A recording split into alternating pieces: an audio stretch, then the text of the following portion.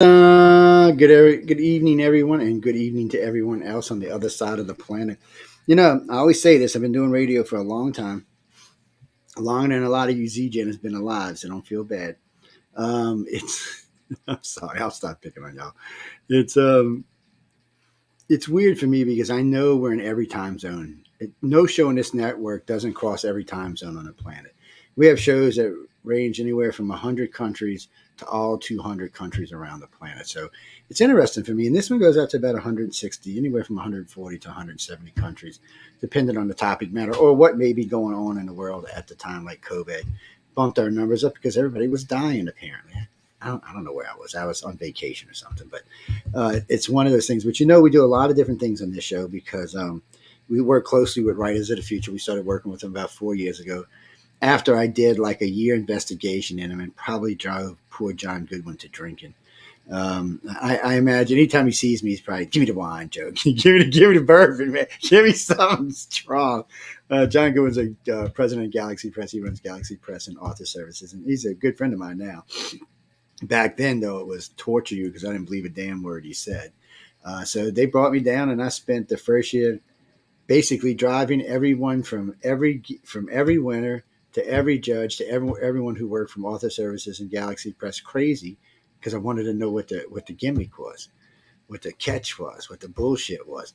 Here I am 4 years later, and guess what, people? I have not found it yet. So I got to say I'm very, very, very pleasantly surprised. Tonight we have Damn, I can't even say her first name. Brittany Rainsdon with us tonight. She's one of the winners, one of the authors winners. So authors are different than illustrators. I know people write to me. I shouldn't even say this on air, but I had a lady write to me about 2 weeks ago saying, "What is the difference between an author and an illustrator?" And I thought she was gagging me. I mean, come on, what's the difference? I mean, really? And what part of the world are you from? The fairyland part of the world, apparently. I wrote it back real nice and said, well, one is basically an artist and one is basically writing novels or novelettes or anthologies or whatever the hell I feel like writing, mini stories. And she wrote me back, oh, well, I thought they were basically the same thing. I was like, I said, please don't say that online to any authors or any illustrators. They will get upset with you. They'll be like, excuse me, because each one of them thinks their profession is harder. I stay out of that argument personally because I don't really know. That's a good choice. Yeah. I just stay out of it. So, Brittany, how you doing? So Brittany didn't get to come the first year because I don't know. She's just being lazy and hanging out. What the hell was wrong with her?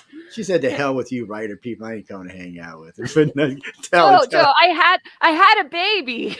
I had a baby. Yeah, she had a baby 2 weeks before the ceremony. Oh, I could see that. I could see you up there on the gala stage and just say, "Oh, let me have it right now. We're on national television. Why not?" Oh man, I think Emily would have had a baby with you. Actually, so yeah, maybe so. They would have been too. Yes, no, she was very pregnant at the time, so everybody's happy. She had a nice, healthy baby, and you had him with you this time, right? I took I have 5 children. I brought 3 of them with me. God, I left the other 2 at home. You're like sainted or something. You're going straight to heaven. Anybody who has more than 3 kids is going to heaven. I'm just telling you. Y'all don't know. I've got stepkids. I'm telling you, it's not easy to raise kids. It's not cheap either. So what you got? You got like 3 boys, 2 girls, 5 girls. One boy and 4 girls. Poor yeah. Oh, poor dad.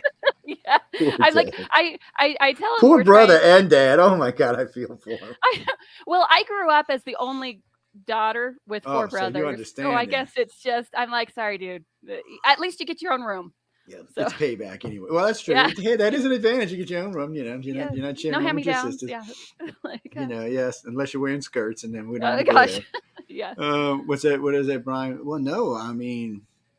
Well, you know what? In the old days, it was true that girls were more expensive than boys. And it's not so much these days with things like Nintendo and $300 sneakers and shit. It's not really cheaper anymore. I'm just going to be upfront with you about this. I've raised bows when I was a kid, it was much more expensive to raise a girl. Well, boy, you just gave a bike, threw him out in the yard and said, just whatever. See you in 5 years or something. You couldn't do that with girls. But now it's a different world. Boys have just as expensive things. And what do you mean, boys? We're not even getting into shaving body parts. We're not going there. Just leave it alone. But boys can be very expensive. Trust me, I got one. He's expensive. Oh yeah, co-sign for his car, which I'm paying for basically. We're not even going there either because I have to get upset and kill someone. They're just kids, and just so you know, they don't actually ever grow up. They don't grow up until mom and dad cross over to the other side. Then they grow up. No, it's not like the baby. We can worry about them forever. Well, no, John, you're actually right. Depends what generation you're from. Baby boomers are one way. X-Geners are the last feral generation. Yeah, they're the last ones who grew up without internet. Get out of the yard. Leave me alone, kid. What are you doing in the house? Get out of the house. What are you doing? Get out. You've been in the house, Alan. Get out of the house, man. It was they were a different generation then. Then the millennials are like the crossing over generation from, all right, wow, we got internet. They still had a little bit of growing up and get out of the house, but mostly, oh, we're internet now and we have Xbox and Sony and all of that good, wonderful stuff. And so they grew up with all of that. And of course, the Z-Geners grew up with social media. Yes. I can only wonder how screwed up these children are going to be. I'm just wondering. I mean, look, I got a lot of social media pages, and I wonder sometimes if we're not doing irreparable harm to our kids. So this, Jenny, Johnny. Some states now are banning children from using social media in their states, or they have to have parental consent and watch, and they can only be on for X amount of time every day. So the Fed thinks it's so bad that the state governments thinks it's so bad that they've got to step in. I don't know. I don't care. All of mine are grown. Just telling you now. Thanks, Joe. Mine are grown, buddy. Y'all on y'all's own. What's that? Yes, she was an author winner. So I always ask this question right out the bat. How many millions of times did it take you to win? 16. Well, that's not. See, you're in the middle. So most authors I talk to, that's what's funny. Most of the authors I talk to are between 12 and 20. That's where they generally are. There are a few that have been over. The gentleman who was on with me Wednesday was 22 times. I know Preston Dennett was 37 times.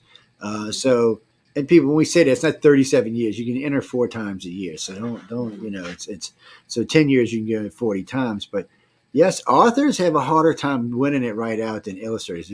I'll see illustrators. There'll be 1 or 2, maybe even 3 some years, first time winners right out the bat. That does not happen with the authors. It's a rare beast for authors to win first time. But authors get a lot they get a lot of how can I say this? Like comfort food.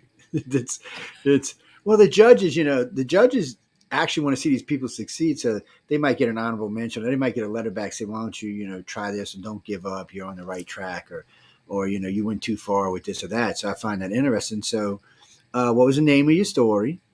The name of my story was The Last Dying Season. Oh, I think I remember that one. Let me think about it a minute. It's been a year, so. I know.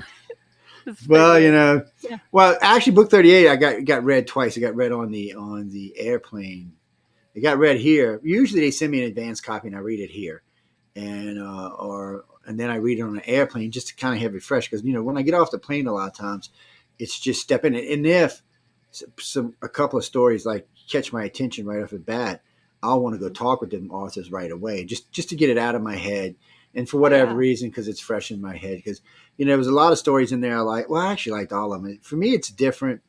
I take them for what they are. They're just stories for you to be enjoyed. Some of them are science, some of them are mystery. So where do you fit in the categories?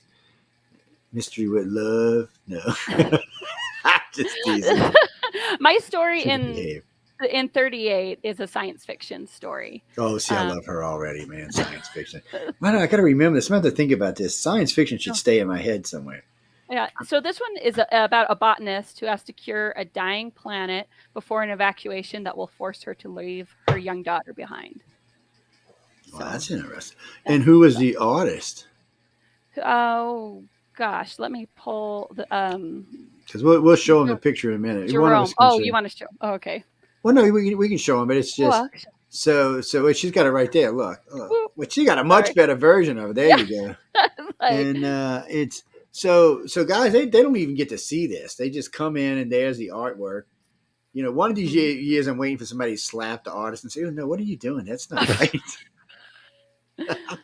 No, It's Jerome no. did wonderful on mine. I like it Oh, was absolutely people, perfect. there is more tears at the reveal than there is at any other damn time.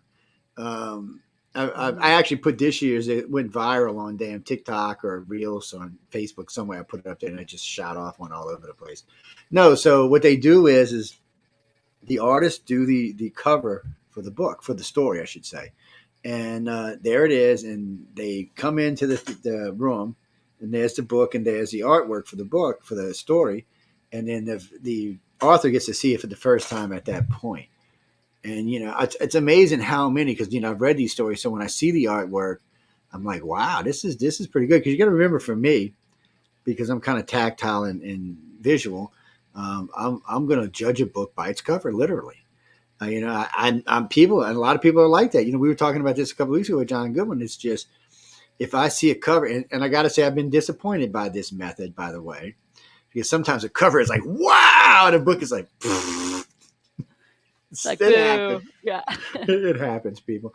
But I like to do a lot of audiobooks these days. It's easier because I do a lot of work. I got two different careers, actually three, and so it's easier for me. So when the hell do you, first off, when do you get to write with 5 children? I mean, what do you like? Sit down and let mommy write? I mean, Dad, get the damn kids, Dad. I want to write. I'm just, I'm I, curious. I know well, it's a lot of work. I don't know. I do the best I can. I mostly just sneak it here and there. Nap time, bedtime, that I call my sacred writing time. Because that's when I can. After I had this latest baby, I haven't written as much and produced as much, but she just turned a year, and Shit, that's the I'm, hard time. you know, yeah, I'm like the transition with the fifth. Five was hard for me. Um, but I'm getting back out and doing more writing again. And so that's good. But I think, just times and seasons sometimes, and taking advantage of those times as they come up, Yes. you know. Well, yeah, you got to, and I know sometimes you're going to be in more of a mood to write than you are at other times. Well, Sure. actually, Jack, a lot of writers, when I talk to them during the holidays, they'll get a lot of writing done. Even though they have busy stuff going on in their life, they will get a lot of writing. I don't know why. I'm not. Do I look like an author to you? No. I may know a lot about him now after 4 years of hanging out with him, but I get this email the other day from this young man out of Orlando, Florida. He goes, "I am so jealous. I want to be you." I'm like, "Why?" So my life is tough, but you don't want me to be me. Trust. He said, "Joe, you get to hang out with all these great authors and these great judges and these authors who've got books and movies." And I said, "So?" I said, "You got to remember, I'm not an author." I said, "Don't get me wrong. I'm a geek by nature. I'm a geek. I can't help myself."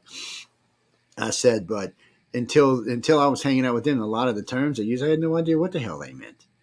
And I said, and then I started, "Oh, well, that's what that means. Oh, that's what, oh, well, I didn't know that's what that meant." Yes, I felt like a moron. What can I say? It's one of them things.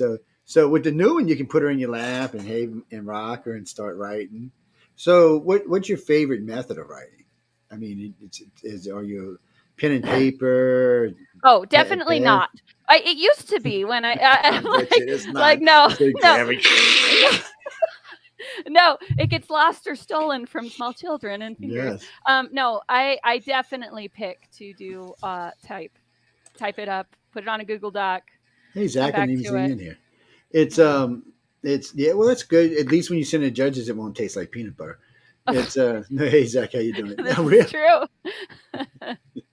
Like, mom, Oh is this Lord. important? I'm like, well, I remember one time I had a, what was it? It wasn't even a VCS. It was the other one, a beta. And I remember going to put a tape in. I put it. I'm like, what, this thing won't go in all right. And I put it and pulled it out. And I looked at it. I'm like, what the hell? And I put my finger on it. It's peanut butter and jelly. My son had stuffed the peanut butter and jelly into this $500. Back then, $500 was a lot of money, people. It's not like it is today. And I was like, I'm going to kill him. I said, baby, you better find your child and hide it because I'm going to kill his ass. Oh man, it was a disaster. That's all I can say. No, I love kids. Don't get me wrong. That's we have a family full on both sides. It's I'm very protective of my kids too. But well, like I said, they're all grown now, so they're more protective of me than I am of them. Yes, they're yeah. like yes. But Well, I until do they say, find.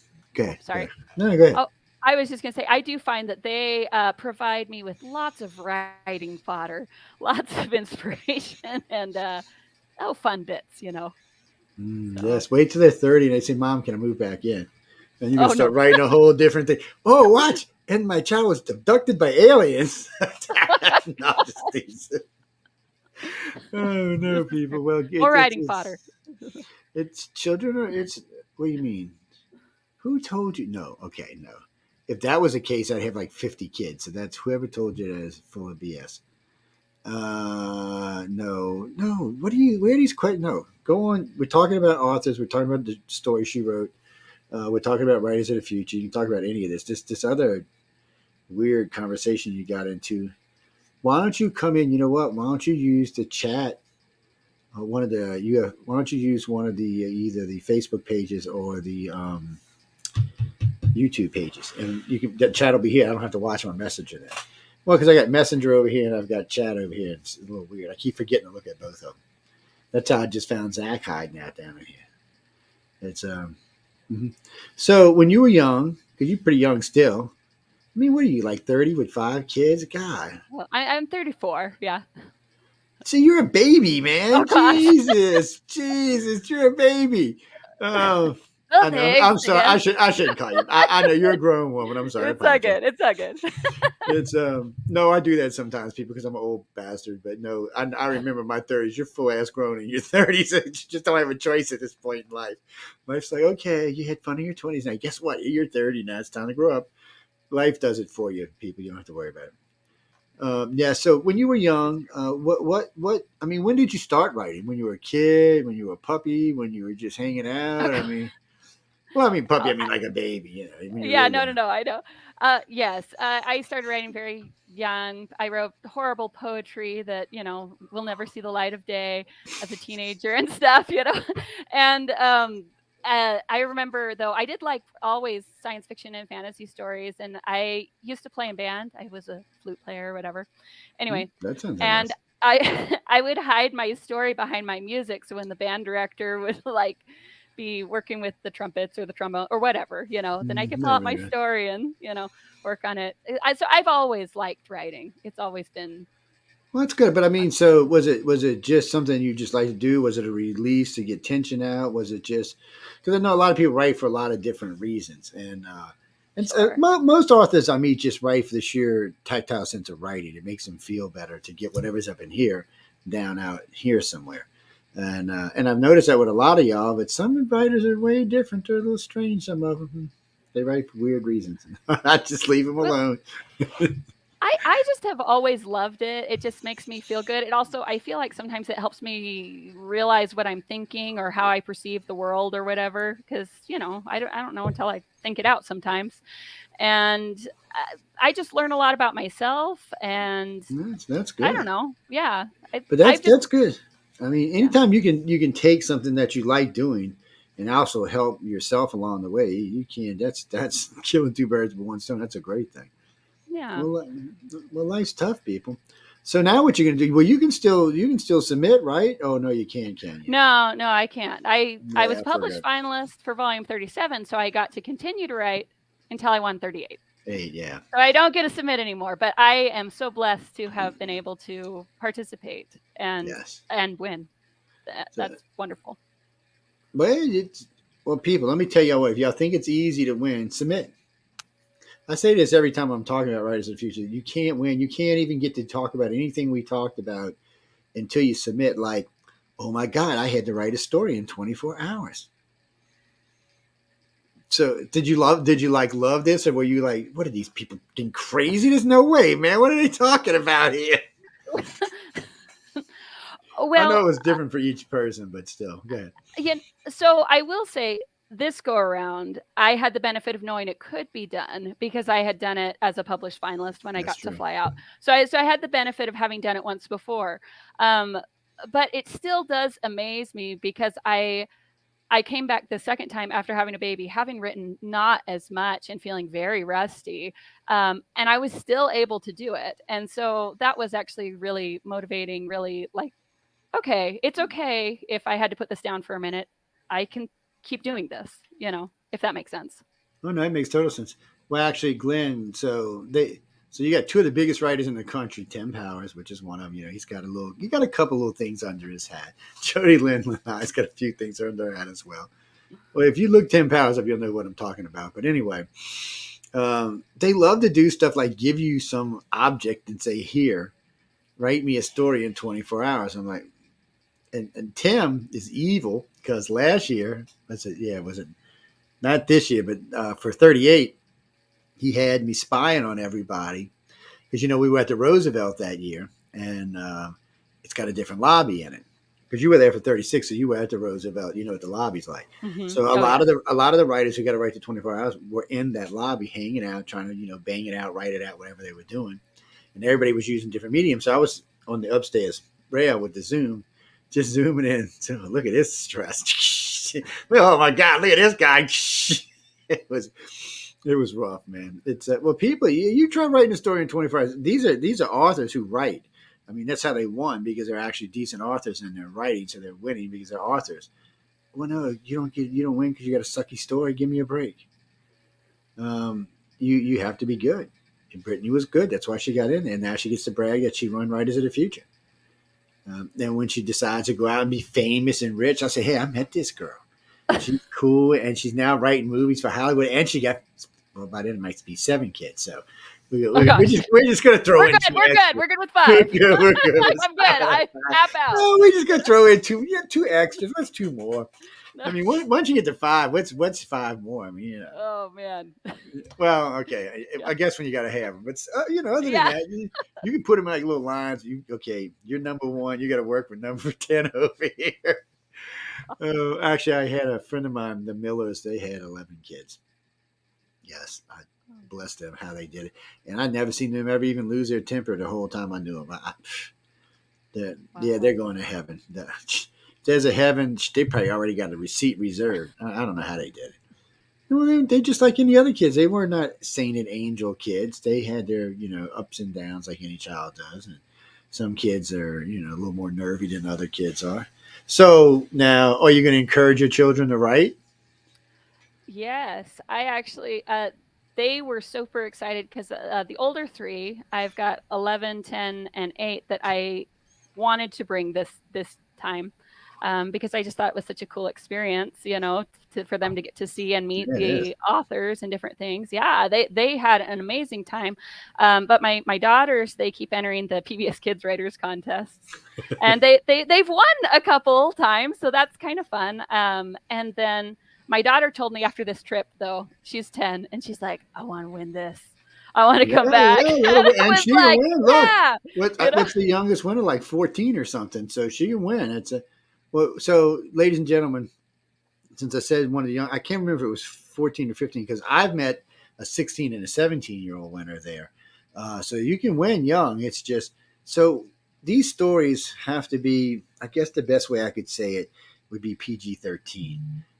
There's no real other way for me I could sit here and try to explain what they're looking for, but no sex, no heavy violence, no blood, no gore.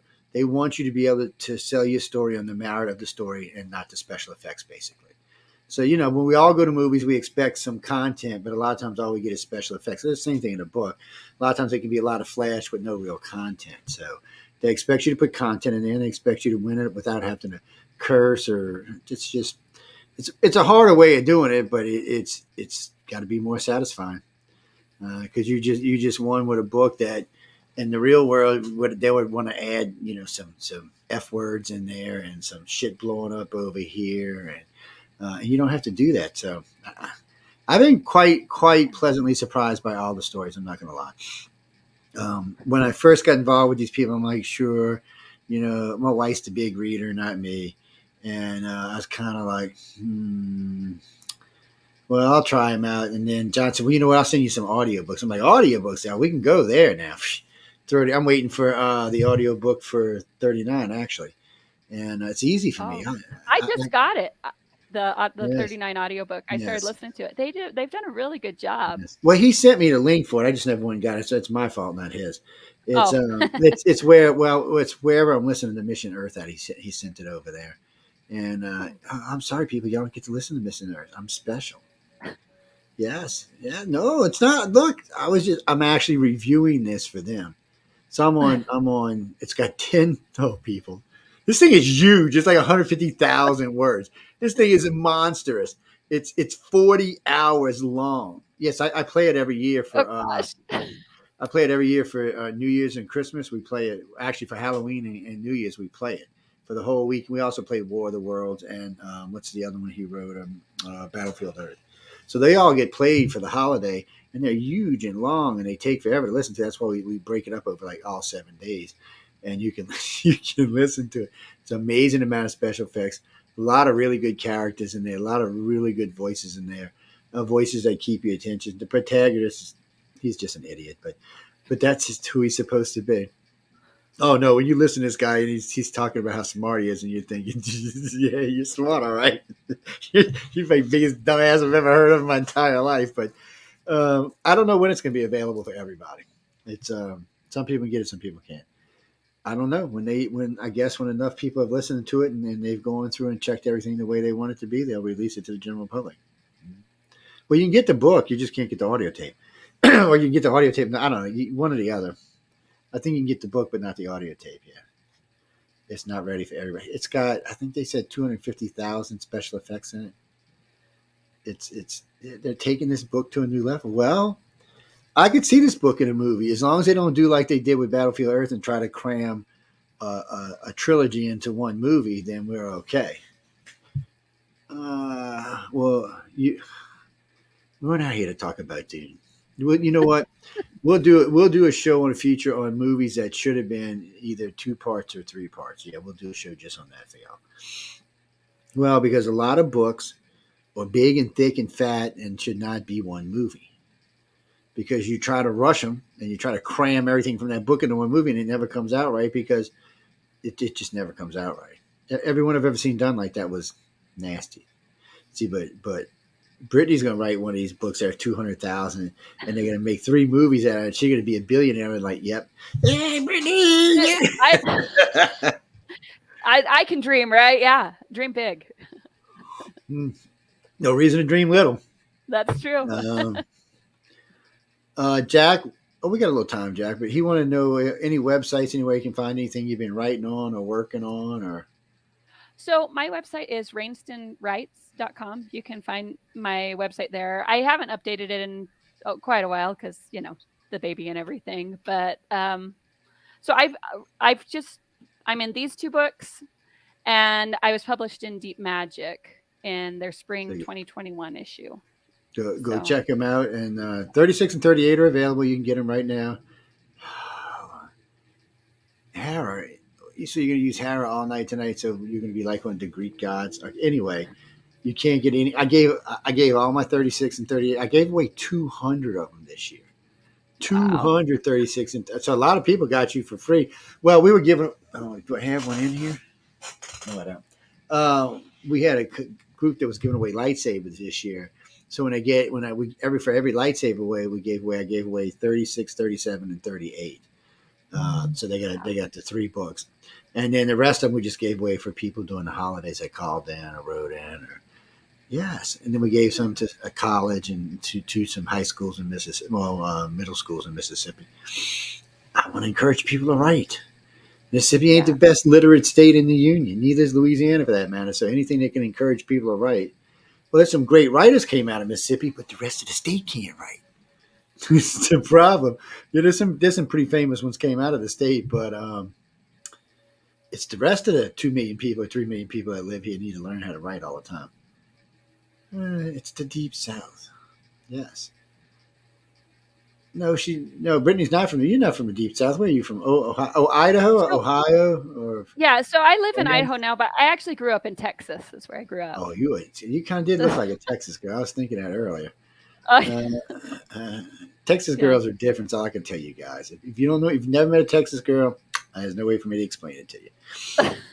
They can be just sweet and nice and innocent and knock your ass through a wall without even thinking about it.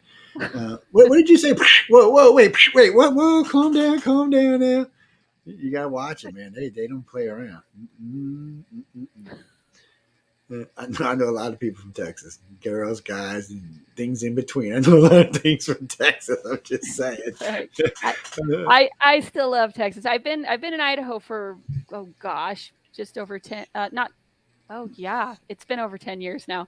But I always have a special place for Texas because that's where I was raised, One of my closest and dear friends, she's passed now, but she was from Idaho. And I used to give her so much shit by the name for that. I said, Idaho. Wait, you're Idaho. What? Tell me this again. What are you again? You're Idaho. Wait, tell me again. Tell me. She get furious. And I shouldn't pick on her because she was like 6'3". I was like, was that the? I said, because you lived up there, was you got tall because of the air made you tall? She said, sooner or later I'm coming down to Louisiana. She said, kick your ass.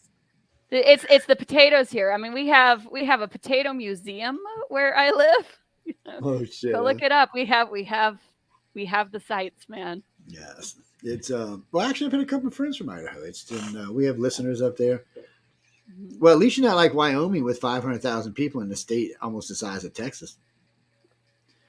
No, John, I'm not kidding you. There's 550,000. They don't even have enough people to legally have a congressman. You need 600,000 people to have a congressman. They don't. I don't even know how they do it. They give them one by default because they're their own state. No, we left Utah. I thought Utah was nothing in it. Texas, shit. We got to Wyoming. I was like, wow. It was antelope, some grass, some more antelope, some things that catch the snow, some more antelope, and then a little town, and then some more antelope, then some more grass. It was so sad, people. Look, I'm not hating anybody who lives up there. I mean, you have your reasons for whatever state you want to live in. I understand that. But damn, I'm thinking you couldn't pay me money to live up here. Oh man. But I mean, I know. It's a beautiful country up there, so it ought to give you some inspiration. I mean, I've seen some gorgeous areas up there. Yeah.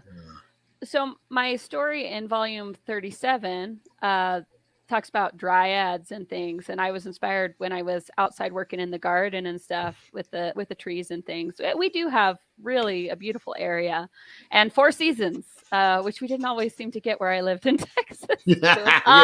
Kind of 2 seasons if you were lucky. Some meshed up season in between. Yeah, so we have 4 seasons here, so that's kind of fun.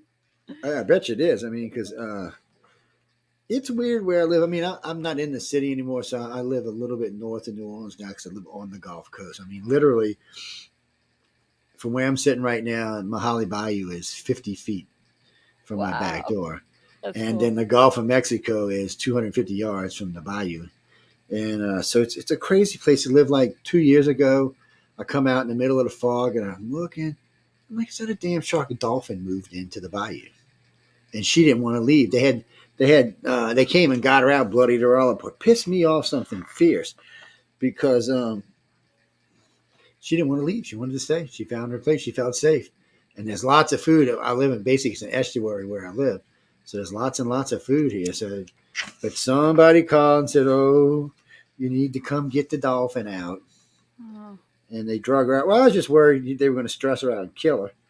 Because dolphins are like humans in a lot of ways. They stress easily.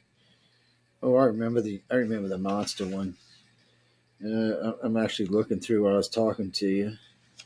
I was actually looking for the picture of your story in here. Okay, what the hell is this one? I don't remember this one.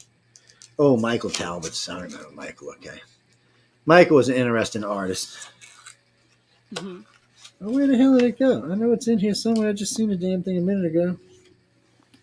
Are you talking about 30? What am I in right now? I'm in 38 right now. Oh, okay, 38. I was going to put this one up, then I was going to put 36 up, but all right, you're going to have to go see which page it's on because apparently I'm losing my mind. Oh, so mine's in 343. 343 for. No, but I was talking about the artwork in the beginning of the book. Oh, in the beginning of the book. Let me see what page it's on. Okay, that's not you. Who the hell is that? 18. See there it is. And I looked at it like 3 times. So I'm gonna show y'all like this because it's that way. Let me get up. Give you a little bit more detail, a little less color. I mean, a little less shine. So that's the piece she's talking to. So when you look at this, ladies and gentlemen, what do you think? What are you getting? What story is coming from this? Not the big mammoth. That's the damn title. I mean, that's the cover. Yeah, Jack. I don't even know why you said that. So what do you get from that? Think about it while you're on there. I'm gonna go dig out 36 while we're talking. Where is it? Let's move some other books out the way. Steve, sorry, got to take your book down for me. My last copy of Fear. Somebody wants it. Anybody who, what is it, the 25th person that hits my email tonight can have this one. L. Ron Hubbard, Fear. Yes. I got an audio copy, but I'm keeping that for me because I want to listen to it. Everybody keeps telling me how scary it is, so I want to hear how it is. All right, 36. 37. Oh, 37. Oh, I was in 38, wasn't I? Yes. 37. 36. All right. So let's do this. No, people, all of them are autographed. Oh, 37. Here we go. So let's see. Which story was it? That one was Half Breed. So look at that. I opened it up right to the story. So that's the artwork we're talking about. So y'all looking at this. Hey, I didn't see the chick down there. Hey, chick, what you doing? So this is the artwork. This is the cover art for her story, Half Breed. So take a look at it and tell me what you think. You can always write to us for either cover. If you don't have them and you want them and you want to go look for them, you can always go over to writersofthefuture.com and actually it's galaxypress.com. I'm sorry. And you can purchase them there. They have them in like 5-book sets and stuff. So I have from, I think it's 26 to 39 or 24 to 39. That's what I own. So I've read those. And eventually I'll get through all of them. And I'll have my own autograph set of all of them. And y'all are not getting them, no. You're not, you can't even see it tonight. See, you wanted it. It's not even back there. I got a picture from, it's a Frank Facetta picture of Battlefield Earth. It's signed and numbered. And no, you're not getting it, people. No. It's probably about $5,000 picture. No, you're not getting it. No, it's not happening. John did not send it to me to give to you. John sent it to me so I'd be nice to him. Because I can be a you-know-what when I want to be. Mm-hmm.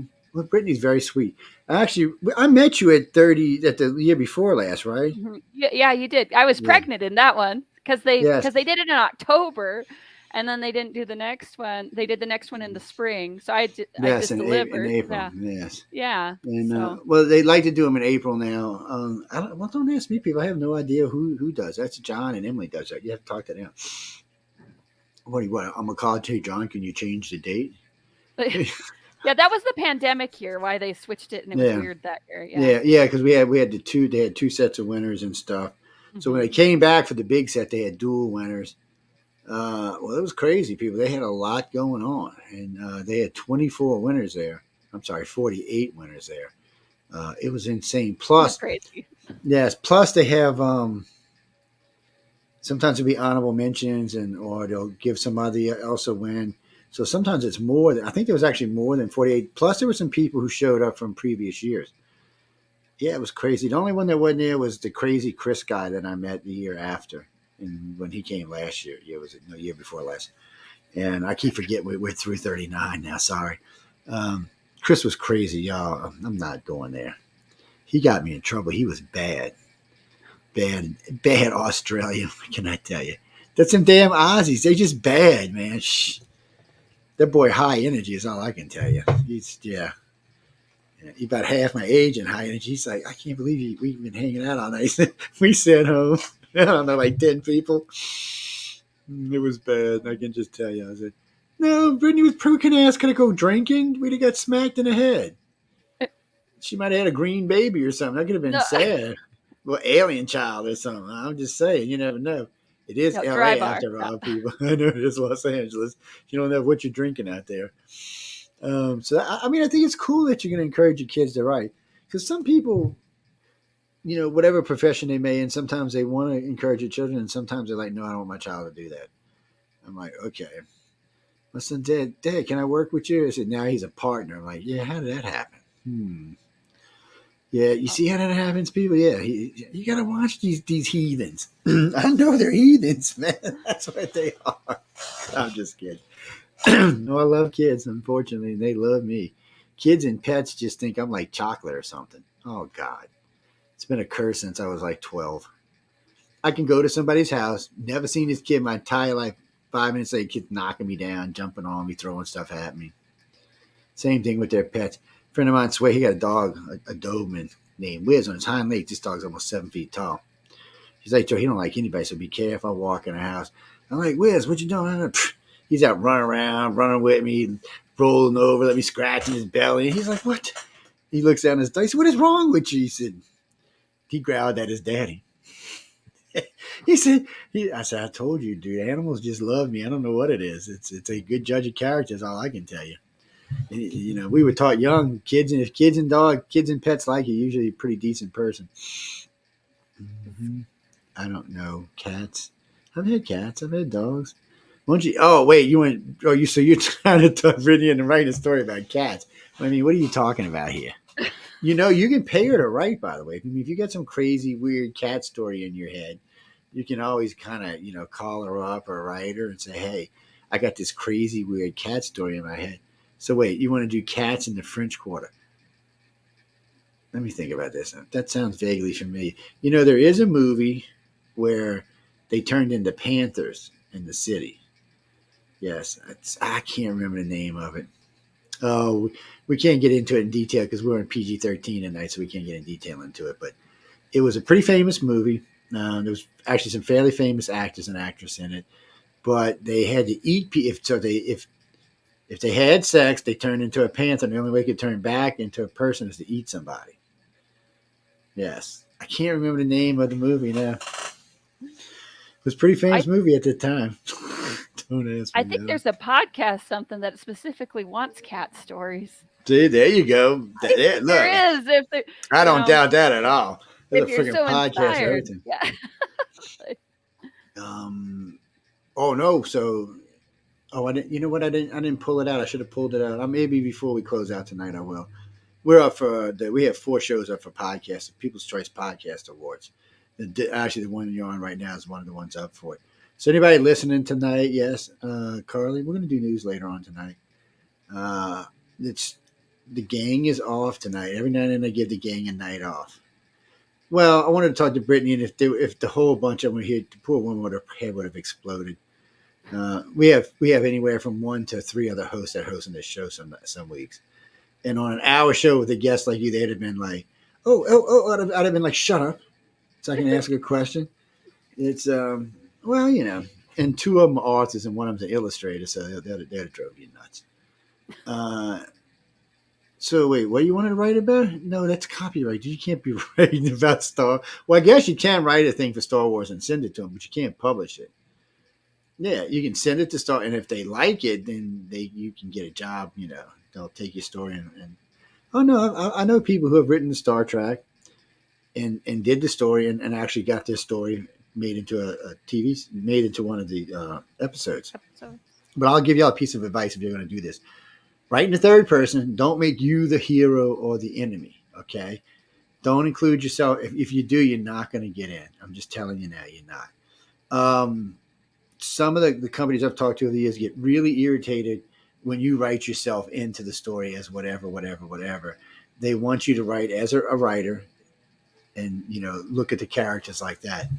I'm just only piece of advice I can give you. I know quite a few people who write for different TV series. Yeah, I've met quite a few over the years. I know quite a few Star Trek writers. And they'll all tell you the same thing. Oh, and the other piece of advice is, and this comes from Mr. Tim Powers and Wesley Dean. So when you write your first author, when you write your first story, and you give it to mom and dad to read, okay, that's all fine. Be sure you give it to somebody else that's not mom and dad to read. Okay? Because a lot of mom and dads are going to lie. I'm just friendly people. Look, this comes from 2 of the biggest authors in the country. They're telling you, get some outside opinions. There's lots of writers groups out there. Are you? I was going to ask if you're a member of the writers group. It's I think. Go ahead. Oh, sorry. No, go ahead. Oh, okay. No, I was just going to say if you want to write and enter this particular contest, they have the Writers of the Future Forum, where a lot of people. I mean, I've been active on there at different times. It's invaluable the help you can get there, and the people you meet. In fact, T.J. Knight, who wrote in Volume 39, He was was one on of the last first week. people. He's very active on there. He was one of the first people who reached out to me when I joined the forum, and so that was kind of cool to meet him there. I met a Wolf Moon there, who's also a previous winner. That the forum is David Hankins. I'm like there are a lot of people who have been active on the forum who end up winning. You can get some really good critiques on there. Just be active, Yes. Well, Wolf, they got the Wolf Pack over there now, so They do, yeah. they got the Wolf Pack. Wolf's got his own pack. What can I tell you? He was here. Matter of fact, he was there this year. So was Steve Aprisi and a couple of other winners were there, signing books and giving books away. Wait, hold on. I'll put it back up so y'all can see. No, the Non-Human is from a friend of mine in the UK. It's about Rendlesham Forest. If y'all know anything about the incident in Rendlesham Forest at the Air Force Base, is what that book's about. This book, whoops, sorry, Steve, didn't mean to do that to you. This book right here, Steve Parisi wrote this book, and he's a friend of mine. He's one of the previous winners. He's winner from 37, 36, 37, one of those years. He can drink pretty good too, by the way. I shouldn't say that out loud, but Well, people,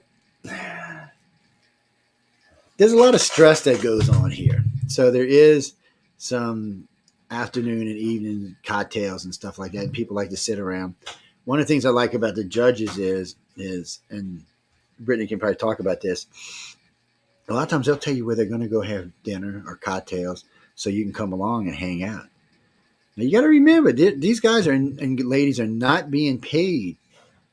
I mean, everything's like for me, everything's paid for. I mean, they're paying for our food, they're paying for us to be there, they're paying for our flights and our hotels. But as far as anything else, nobody's being paid. So these judges are donating their own time. And think about this. They do this every year. And you know how it is when if you speak a lot or you do something yearly, a lot of times you start to hear the same dumbass question over and over and over. It doesn't bother them. They take it with that and they say, okay, no. Of course, I think their answers actually get better because the more somebody answers a question, the more they modify the answer. It's very interesting to watch. And they want to talk to you. Good. That's one of my favorite things about the Writers of the Future contest and the event that they put on is that it's built on this pay it forward ethos that whoever has helped me along the way, it's not like I can go pay them back. All I can do is pay it forward to the next person, and that's what all these judges and stuff embody. I mean, I got to have lunch with Robert G. Sawyer, and Nancy Kress and I mean Tim Powers and anyway, it's Wesley incredible. Dean They are all Anderson willing. and Yeah, Mr. Dune himself. So it's pretty cool, and they're totally willing to talk, share their knowledge, give advice, sometimes conflicting advice. it is sometimes. But it's good, to get different perspectives, and that they have so many luminaries and people with such knowledge and experience available to share, their different perspectives. I watched Todd McCaffrey and Wesley Dean the first year I went. They went back and forth. It was freaking hilarious. I mean, because they didn't agree. There's a lot of stuff they didn't agree on. They agreed on a lot of stuff, but there's a lot of stuff they didn't agree. And then 2 years I've watched Jody Lynn and Kevin Powers go back and forth on things they agree and disagree with. And it's really nice because you as the artist gets to pick, what style, what answer, what fits me personally best, because they're both good answers. It's just what is going to work for you. So it's just people, y'all don't understand to get the course that these people are getting in a week with the names that they're going through. You'd pay a lot of money. If somebody created a course like this, it would cost you a small fortune to go to it. I mean, these judges would want big money. You'd have to end up paying big money. Plus, it'd be 2 or 3, 4 week long course. It still would be pounded in your head. I mean, this is just something and you'll get an experience that can take you on to the next part of your life. Oh, you're not guaranteed. Just because you win doesn't guarantee you're going to be a famous author. But it does help you. When you walk in somewhere looking for a job and you say, well, I'm one of the winners of Writers of the Future, and people right off the bat go, okay, well, that's cool. Well, because it's important. No, nobody looks at it like that. I don't know what it is with the ST lately, Glenn, real quick, and I hate addressing this. So I've been there 4 years. I've been through almost 100 winners, and I can't even tell you how many judges and things like this. None of them so far, not one of them, have brought up Scientology to me. Not one.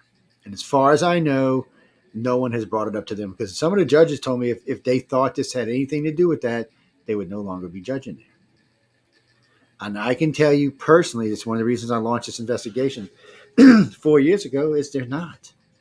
They're not recruiting. They're not doing anything. All this was about a man who was a prolific author who wrote and wrote and wrote and wrote and wrote and wrote and wrote like a madman and wanted to give back. He made a ton of money off of people and he wanted to give back. Had nothing to do with anything. It's not like, oh, I got to come sign up. No, you don't. All you got to do is win. And then when you win, they fly you out there. They put you in a hotel room. They bring you to the gala. I mean, this is a serious gala. This is not like some chump shit you see in high school.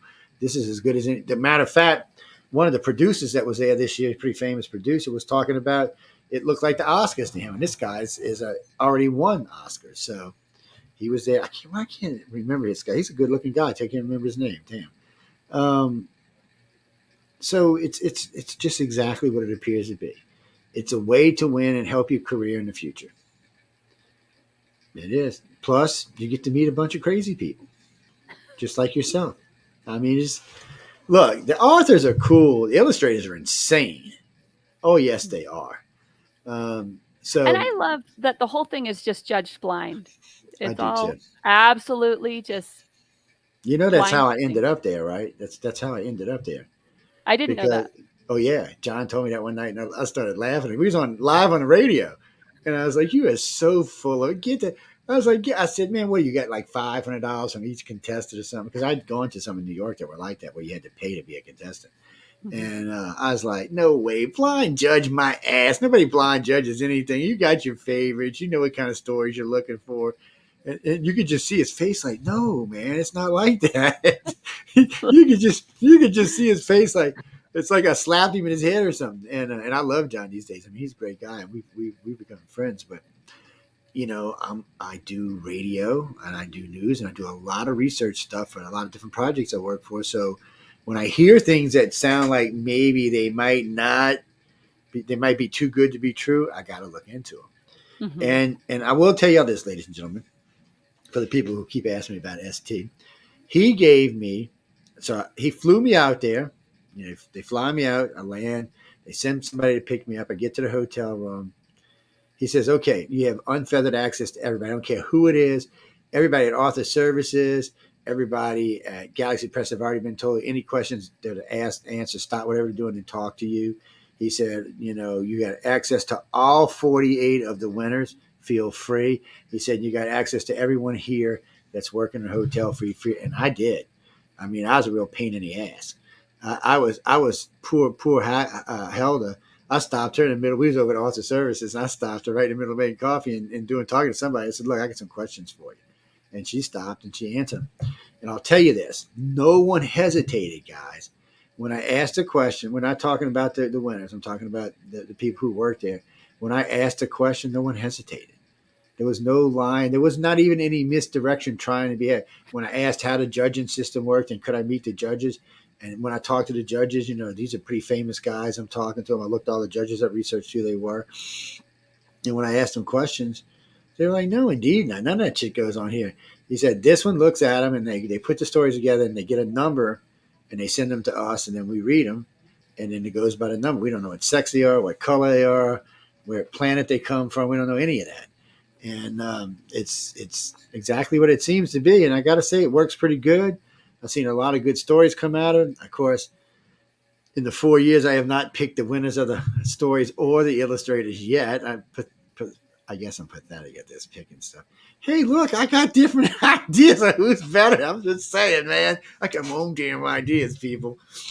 Like this year, I was crushed. I was like, I said, all right, I got it. I got the winning story and I got the authors. I mean, I got the illustration. Of course I did not. Even though the guy who won, he was my second choice, but just because it was such a weird story. Um, y'all have to go look and see who it was. I'm not even going to tell you. It was White Elephant. It was really good. I enjoyed that. It's another sci-fi one. That one. Yeah, it's what people I can tell you is buy the book and read them. There's 12 stories in there to read. There's some great illustrations in there. Glenn, there are some autographed copies that are still for sale. Most of them went out to like Barnes and Nobles and places like that, but the ones that don't sell will go back to Author Services, or I should say back to Galaxy Press, and you can get them. And you can write over there now. Put attention, Sarah. Put attention, Sarah, and say Joe said to write to you. And now don't hack this girl off. She will come fly over and kick your ass. And she's only this damn tall. But put attention, Sarah, and she'll tell you whatever they have, or she'll hook you up with whoever knows. Yes. Well, yeah, you can put it. Joe sent you that way. She knows where it came from. Yes. Well, you mean? Well, yeah, you can buy to both the ones that are Brittany in. You can buy both of them. So you. I'd love you to. Yes. So you should buy them and then send them to her and have them autographed. Yeah, it don't cost that much to send. Well, unless you live in Canada. Last time I sent 3 books to Canada, it was $100. Yeah, I was like, how much for books? Y'all crazy people. No, really. Or I can send him a book plate. I can send him a book plate too. Yeah, well, you see, there you go. And but you should support all these artists. Yes, you should. You should read their stories. Give them feedback. Buy their books when they're good. Well, I'm not telling you to buy every book because some books, aren't going to be good. But so far, everything that I've seen outside of the group. So I've met 3 of the authors that have written their own anthologies now, and a couple of novellas. One's actually working on a full novel. Yes, I didn't know what this crap was 5 years ago. It's like what is that? Some kind of weird food or something? But I'll tell you all this, and Bridget's very right about the course at Galaxy Press. At writersofthefuture.com, because I took it. The only thing I never completed on, they want you to write a story at the end. I told Emily it ain't happening. But since then, I've got to spend real time with real writers, and not just the judges. I mean, spending time with the winners actually encouraged me. So I've got 17,000 words written now, which, by the way, is the maximum you can write to get into Writers of the Future. I'm not trying to get in Writers of the Future. Even by some miracle I would say no, give it to somebody else. No, indeed, I don't want to go through all that torture. Oh man, take it, torture. No, it's a really good experience. I mean, did you have fun both years? Because you've been there twice, so I was lucky, very fortunate, and yes, I absolutely did. It was just the most incredible experience ever. The people, the party, the workshop. I mean, yes, and it's good people. What do you good mean, people. Karen? Yeah, they got hors d'oeuvres at the gala. What do you mean you didn't see them on my video? Yes, well, you're blind because they were all over the place. I ate 5 or 6 different types. Actually, come to think about it, they were good. The dessert, the dessert. Yes, was awesome. the dessert was good. My gosh! Yes. The dessert. Well, people, I can't even describe it. It kind of melts. When you open it, first you crack into it. Anyway, it was really, really good. You'll have to go look at one of the videos. It's on one of the videos. And then they give you salmon. It's a filet and salmon, which is usually like asparagus or something like that in a salad. Mm-hmm. It's probably a kale salad or something along those. The dinner was good. It's good. Yes, it was. Really good. It was good. Yes. Well, you can't go unless you're famous now. If you're somebody listening who's famous, you can call the good ones and they'll let you come. Yes, they had a lot of famous people there. Oh, yes, there was a lot of famous people in the audience. Well, I get to meet a lot of them every year because I'm friends with John, so he introduced me to him. Well, who was it? So I was talking. What's her name? Bart Simpson. She does Nancy Cartwright. Nancy Cartwright. She's hilarious, by the way, even outside of what we were talking about. I just wanted to talk to her for a minute. I said, sooner or later, I'm going to give you a call. I'd love to do an interview with you. And John said to talk to you. He said, oh, yeah, just let me know. Now, people, you got to remember, she does Bart Simpson, people. I mean, it's not like this is a little thing. How many seasons did this thing have? How much freaking money has this thing made? I don't even want to trying to put it into words. I mean, this thing is huge. And she is like this tall, just as nice as could be. Obviously she don't have Bart's bad temper.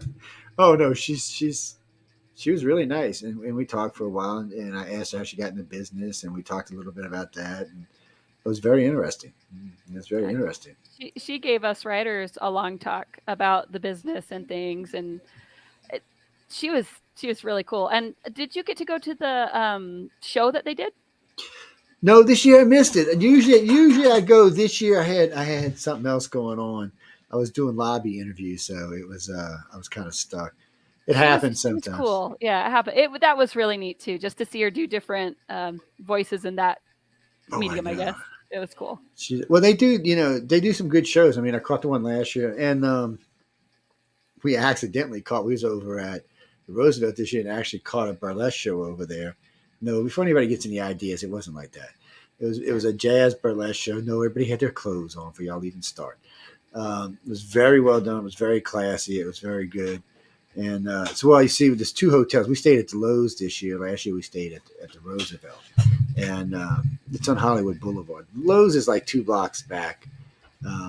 They're both nice hotels. They're very comfortable. Lowe's is like kind of in the shopping mall. Well, let's just say it's hooked to the shopping mall. Leave it at that.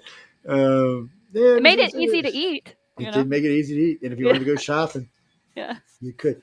Actually, Sergioff, is that his name? He was there this year. Yeah, he won. But trying to get any interviews with him was like trying to put a fire out with gasoline. You're wasting your time. He was going. What do you mean, like children's books? So Danny just wrote to him. He said, since you have children, he said, did you ever consider writing children's books? So I have thought about it. I haven't actually written anything for it, but my kids have been begging me. They're like, you should do something with the nighttime stories and stuff, Maybe at some point. I don't know. Well, I noticed a lot of illustrators like to write kiddie books. I don't know what the hell that is. That's weird. People, it's not that easy to write a book for a child. I mean, first you got to frame it a certain way. You only have so many words. I like to write a novel. I write my stories are longer in both of these series. They're novelettes. Because she has a brain. That's why, baby, you see.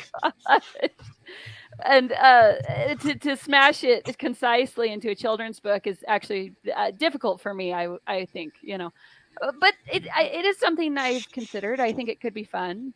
We'll see. Who knows? I'd be like, my book would be like, you little heathens, go to bed. Would be awesome. With a big dragon blowing flame at him or something. Yes, I call it. With ABCs about that's right. How we get you to sleep. I don't know.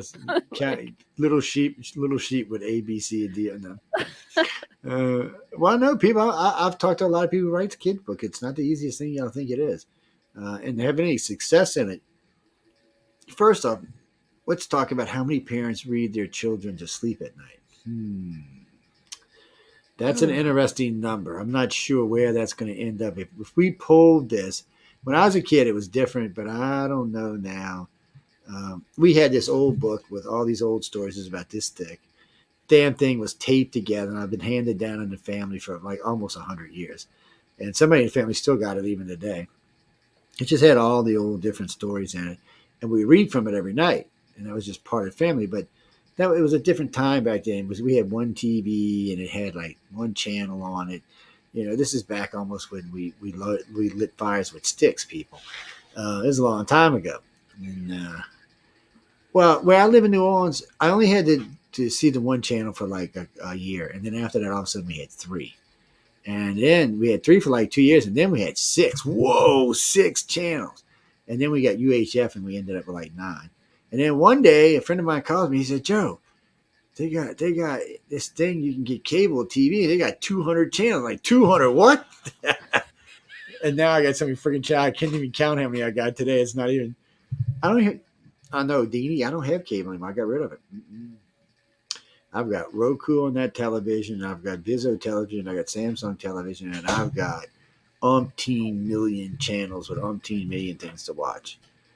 By the way, you can watch us on Roku right now. I have my own Roku channel. Yes. So you can see Miss Bridget on television right now. You can go look at her. You can zoom in on her, look at her face and stuff. I know y'all do because them books back there are hard to see.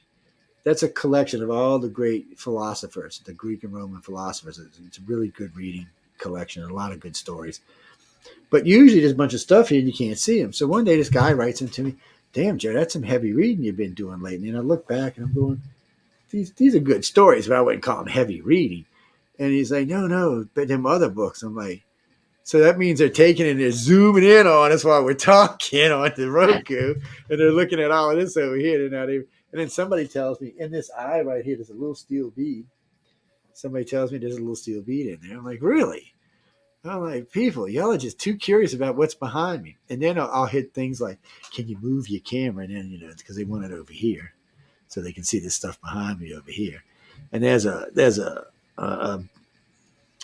MG midget back there, and one of those gold things with all the planet on it. And there's a lot of nice stuff in my office, people, but this is what y'all get to see tonight. Yes, that, you know what that is right there? That's alpha. That is, well, that's the Morse code on this side. Yes, and then over here is what they actually call it. Yeah, you don't know what I'm talking about? Think about it for a minute. Romeo, Juliet. Yes, that's how we did it in the Navy. Yes, it's there. That's what it's there for. And then that's that picture, and then you can't see the other globe. It's way on the other side, the studio. Yes. And I'm not giving it away either, so don't ask. No. What do you mean? I don't think we can give Bridget away. She got 5 kids, man. No, that's not going to happen. Her old man be like, wait, Mom's where? And I got the 5 kids. Whoa, wait a minute. What just happened here? Yeah, at some point I got to get back to help him because, he's 5 kids at bedtime. Yes, we're gonna. Well, no, we got about 7 minutes, and we're gonna let her get out of here because we started a little bit late. And then she's gonna go.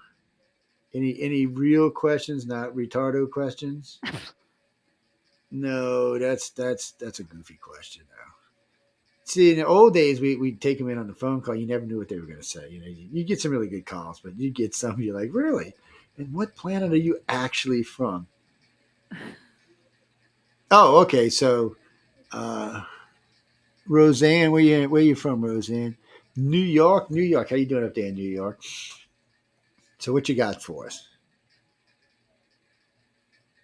Yeah, she said she likes writing longer things like novels and stuff like that.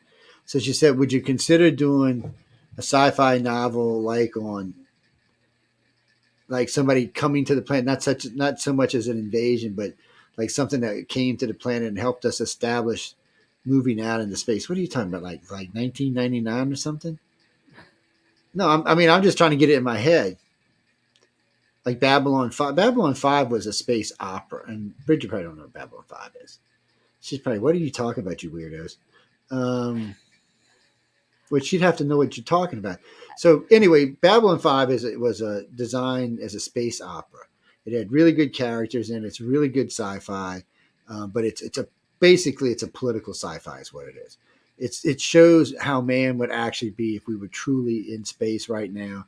We would still be aggressive. We'd still be arguing with other races. We'd still be in the midst of doing stupid stuff like we do. We'd basically be ourselves in space is what we would end up being.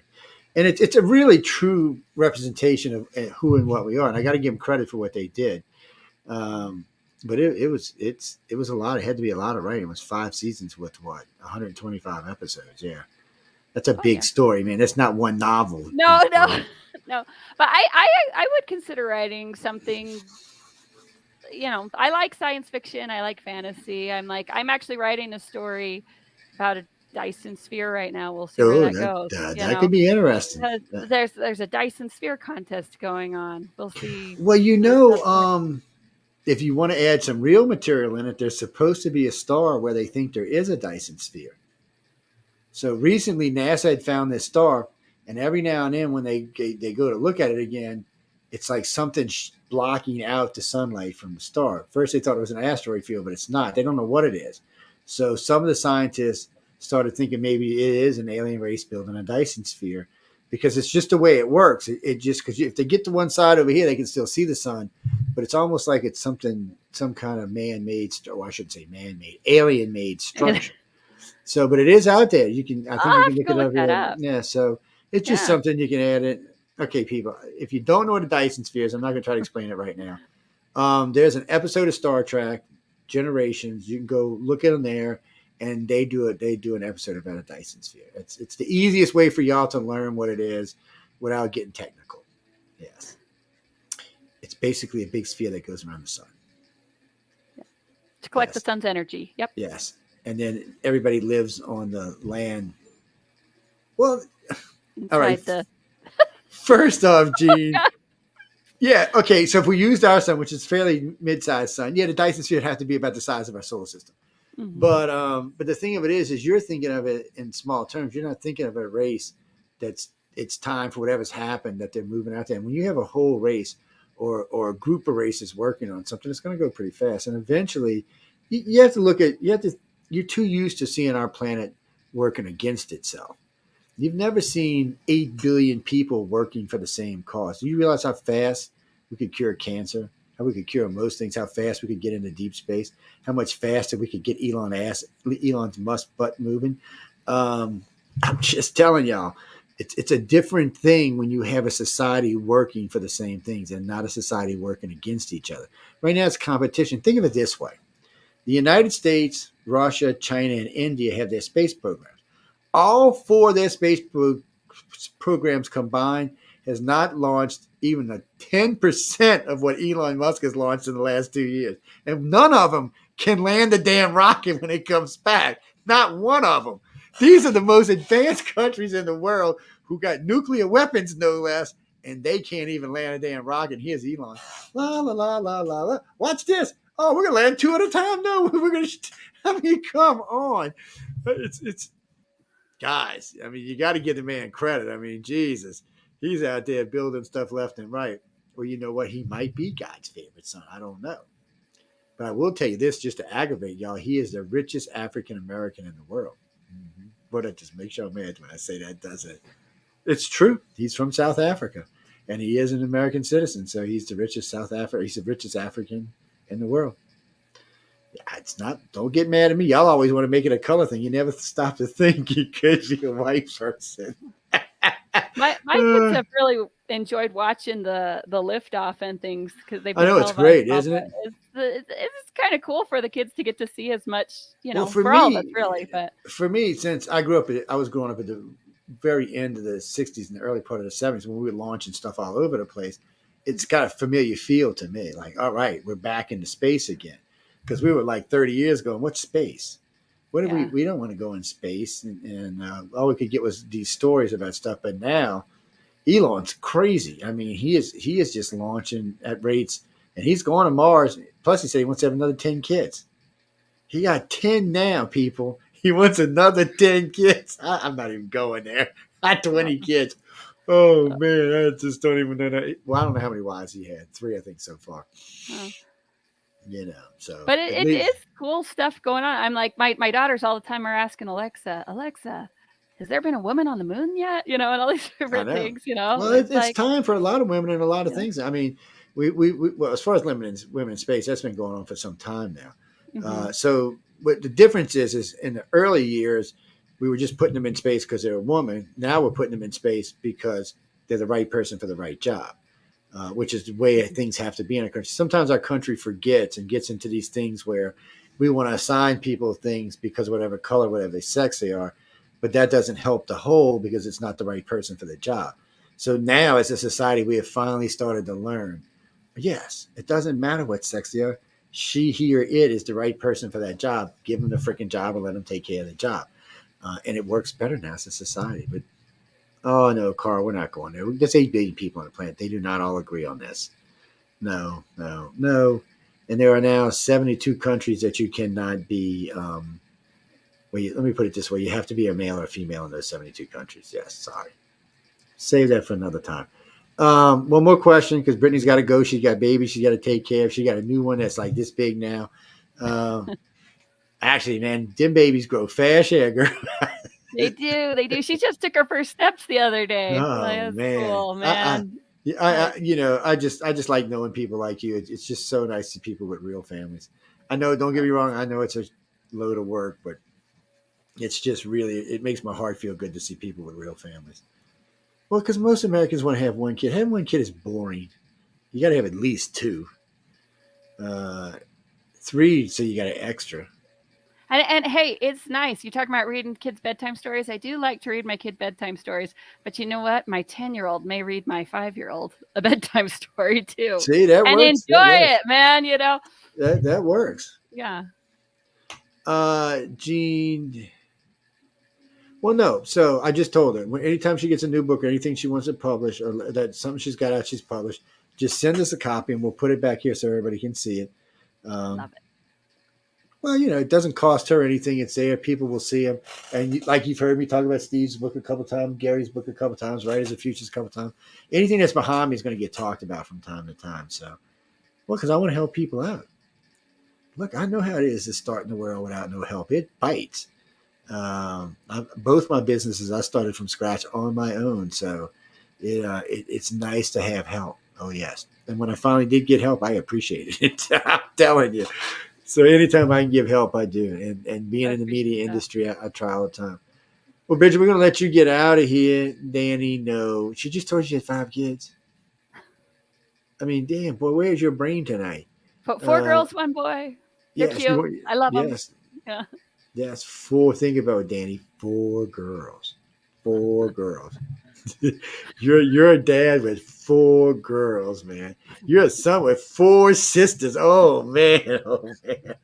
He's got his own room, though. He's got his own room. He might become the writer, man, just to escape. Oh, mom, I'm writing. Leave me alone. Oh, sister, I'm writing. Leave me alone. I'll tell mom I'm writing. Leave me alone. Okay. Well, she doesn't look like an invert to me. So, who was it? Christoph just wrote in and said, "Would you consider yourself an invert? Because some writers are inverts." Oh, what am I? I'm an extrovert. I'm an extrovert. An extroverted an introverted extrovert at times, I guess. Yes, well, you definitely feel more extroverted than invert. I'm sure. Yes, I am more extroverted, no question. Yes, well, no, because people, you don't understand. If you got to promote yourself, and if you're invert, sometimes it's hard to take that step to walk up to somebody and say, "Hey." So put this in perspective before I leave. So this year was very strange for me. Most years I act like an intermediary for the winners and the judges. So if I see like 2 judges hanging around and it's a bunch of winners, I'll say, "Hey, why don't you come sit down and talk to such and such and such and such." So this year there was 2 authors and 2 illustrators, and Tom Wood and Echo and I think it was Echo, Tom, and I think Dina. So no, Lazarus wasn't there yet. He hadn't got there yet. So they had to split their trip up this year because they have a gallery in Seattle. So she came down for the first half, and Lazarus stayed for the second. Lazarus' back is actually Echo Chernick's husband, in case y'all know that, ladies and gents. But anyway, so they're all sitting in there just chit-chatting, having cocktails and chit-chatting. So I walked over to the 4 winners and said, "Hey, why don't y'all come sit down and talk with us?" They went upstairs. They left and went upstairs. Twice that happened this year. I have never seen that happen in any other contest I've been at with these people. When I introduce, they always come sit down and talk to them because it's an open. They're not being rude. They're not imposing themselves because I said, "Hey, come sit down and talk to us." If anybody wants to go to anybody, it'll be me. So, but I just never seen it. They ran like little oh man, it was bad. But those are introverts. That's what happens. They panicked, instead of sitting there and talking. And I mean, I can understand if you're an illustrator, right? These are some big names, and it can be a little scary. And I didn't know who anybody was, so it didn't matter to me. And when I first came, I'm like, "Who are these stupid people? I don't know these dumb people. Wait, they illustrators? Whatever, man. Who cares?" So yeah, Jack, Brittany's very nice, and anytime she lets us anything new come out, I'll let y'all know about it. When you get a couple things done, if you want, give me a call, and we'll do like an hour where we can just feature whatever you're in and just talk a little bit about each one, and we can put them like in an arrangement on the thing, so you can always use it for like a resume or something like that. I tell people all the time, use the interviews for whatever you want. You can always chop them up and put them into pieces because they're going to be up here for life. And I always tell them, you're more than welcome to use them. I want y'all to use them for whatever you can. And see, you were very happy and very friendly and very smiley tonight. So if you were to send this to somebody along with a book, people would say, well, yeah, she's the right girl for the job because she's out there. And well, you seen like how Bart was. I mean, you have to be out there. You can't. Unfortunately, in this world, you can't sit down and hope somebody will do it for you. You gotta have your face out there in the middle of it. But she got a good face. She can stick it out there. Hey, look at me. Don't mess with me. I'm here. I'm determined. I'm Bridget determined. Get back, people. No, we got to go, guys. Really, we got to go. She's got to go. She got things she's got to take care of. I'm surprised them kids ain't broke down the door yet and said, "Mommy, where the hell are you?" So no, Joe, I'll tell you, I'm over at Grandma's house. No, that's the way to do it. Yeah. She's safe. She's got the cloak of safeness around her. Happen. Yeah. Oh, look, I can't. I remember when I was little, he used to break in sometimes. I was in the middle of a serious interview with a serious politician. My son was like this tall. He comes in, plops his ass down on my lap. Daddy, daddy, daddy, daddy. He starts telling me about whatever he was watching on TV. I'm like, son, really. And thank God the politician had really good. He's a dad himself, so he started laughing. He said, I'm going to leave the cat, which was named Bok Choy. In case you don't know what Bok Choy means, it means cabbage, in case anybody writes to me. But he drops a cat in my lap. Solid black cat. He says, okay, I'm going. And the cat's like, I'm staying. He gets on my keyboard, starts walking back and forth. I'm like, they're your children. What can you do, people? I'm not going to beat any children, so. You just love them, yeah. Yes, that's all you can do. No, well, we're going to let her go, and then we're going to take a small break, and then we're going to come back, and we got a couple of news items we're going to talk about. Jay's off tonight. Jay's a hardworking gentleman. He's off tonight. I haven't talked to Emily in a couple of days. Michelle told me she didn't do a show tonight, so I got to check on and see what's up with that. Trish joins us from time to time. Trish is she hosts the Missing Piece. Well, Emily hosts WT Frickett. Yeah, so she does a lot of political stuff. She does a lot of true crime stuff. Oh, you're talking about Amelia Passano. Amelia Passano is on the Out and Around with her co-host, Michelle DeRoche, who is the station manager, if y'all want to know. So if you're looking for a time slot, that's the lady you got to go through. And as far as your question, are there any free slot stuff? I doubt it, but you can ask Michelle. But even they got the cheap slots. They start at $100 a month. So, and that's just to get you on Roku. Yeah, you get you on the rest of the network, but get you on Roku too, so people can see your lovely face like Brittany's is up there. And I'm sure everybody's zooming in. They're not zooming in on me. They're zooming in on her. They're like, get Joe out the way, man. Get this ugly bastard out the way. No, she did really. I know I agree with all of y'all. She did a fabulous job tonight. So I wish you could see these goofballs because they're all saying how good you did. Well, no, I like happy, fun guests. Well, not to say we haven't had some that are like whatever. I have had some like that. But anyway, we got to let her go, guys. So I want to tell everyone thanks for hanging out. Brittany, thanks for hanging out. We're going to let you get out of here. Oh, you were great. Like I said, when you get anything, don't ever forget. That's what we're here for. You can just write to me. My email is iCartCox.net, or Carmen's got all my information. So he knows how to get into me. He's got my phone number and stuff like that too. So just tell him if you never need him, just talk to Joe. Joe said he'll know if you tell him the truth, so he's not going to worry about it. He likes giving my shit out anyway. That's how he is. And we're not even y'all don't even know who Carmen is, people. So don't even ask. Just don't even. So we got some. This crowd is crazy tonight, man. These people are on drugs. Oh my God! Y'all let Brittany go. Stop it. Anyway, we gotta play some promos. Jesus, Brittany, thanks again. I'm gonna let you get out of here because apparently these people are not gonna stop. This has been an absolute pleasure. Oh, I had an absolute ball. You were fabulous tonight. Well, you really were. Thank you. This was fun. Okay, and like I said, anything else, you always get hold to me. So you go and have a good night and give the kids a hug. And I'm gonna put something weird on these people to listen to while I go get a cup of coffee. Okay, all right. You take care. Let's see. Here we go.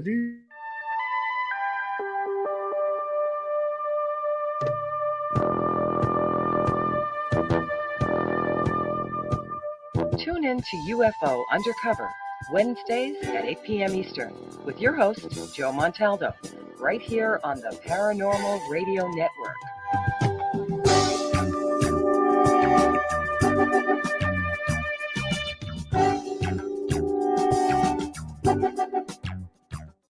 Dun, dun, dun, dun, dun, dun. Hello, people of Earth. How are you tonight? And no, I don't know, Dean. We're gonna be right back. No, we're still just messing around. I was looking at something. Well, no, hold on. Let's see if this one's playing right.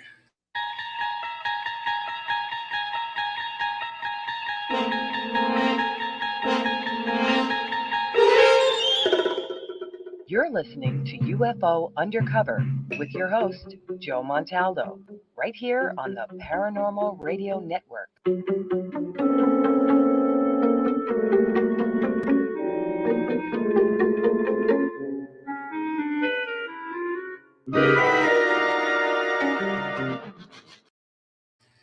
Dun, dun, dun, dun. Well, I hope y'all enjoyed Brittany Rainsdon. She was a lot of fun. She was a lot of fun to talk to our year before last at the conference. A lot of good stuff going on. We're going to get into a couple of news stories in a few minutes. Oh, no, you can write to me at icar@cox.net with dealing with her. A lot of good people out there. A lot of fun people out there. A lot of interesting stuff going on. A lot of dangerous stuff going on. The world can be a dangerous place. I mean, unfortunately, we live in a time that's not necessarily the best thing for us. Brown, sometimes I wonder about that myself. Yeah, you mean if. I don't know. No, I don't actually think it works that way.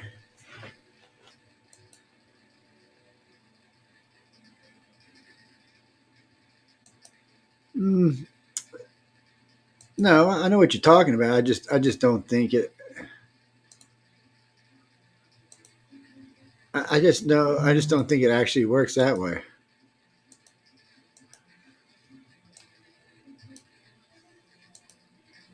Well, no, all the podcasts will be, yeah. No, all the podcasts. I mean, people's choice things. All of that stuff will be coming up. Yes.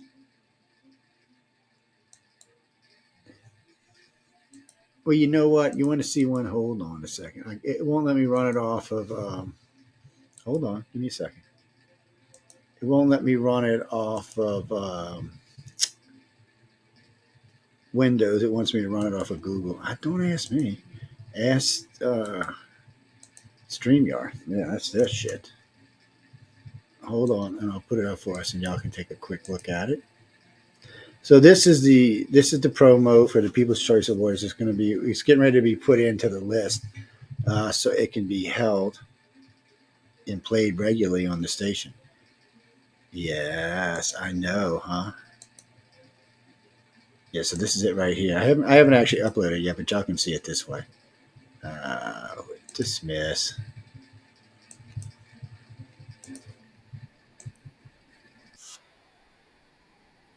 Shows I want you to consider for the People's Choice Podcast Awards, the longest running premier awards event in the podcasting space, open to shows worldwide. Vote at podcastawards.com to nominate the following shows: Writers and Illustrators of the Future podcast in 3 categories: education, storyteller drama, and art. For 4 years, the Writers and Illustrators of the Future podcast has provided advice and tips from international best-selling authors, world-class artists, contest judges and winners, and industry professionals. It is dedicated to the future of storytelling and art by showing that it is never too late to start, and those who make it are those who never give up. News on the flip side, in the category of politics and news. News on the flip side is a much different news and political program, which is not deemed as opinion news. Listen as Joe Montaldo brings to you just the facts from trusted sources, which will allow you, the people, to make up your own minds on the various stories being reported on. UFO Undercover in the category of entertainment. UFO Undercover brings you some of the most revealing and current research that is being done with respect to alien abductions and contact. Host Joe Montaldo has been an abduction researcher for over 35 years and is uniquely qualified to bring you live interviews with some of the most well-known researchers in ufology. The Outer Realm in the category of Best Female Hosted Podcast. The Outer Realm is a very popular show hosted by Michelle DeRoche and Amelia Pisano, which boasts millions of listeners each week who are well known for and have been complimented on their very laid-back, roundtable style of interviewing. Together, this dynamic duo brings you the best of the best with guests from around the world who are well-versed within their respective fields of ufology, paranormal, esoteric, and other areas of high strangeness and more. Go to podcastawards.com to vote for these 4 shows and any others you enjoy listening to. That's podcastawards.com.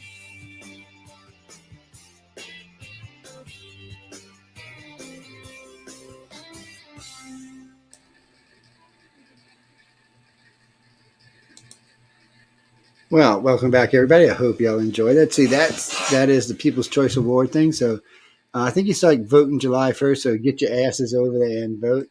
You know, you're going to be hearing this from me a lot over the next few weeks. Vote, vote, vote, vote, vote. I want to see everybody out voting and taking care of their business.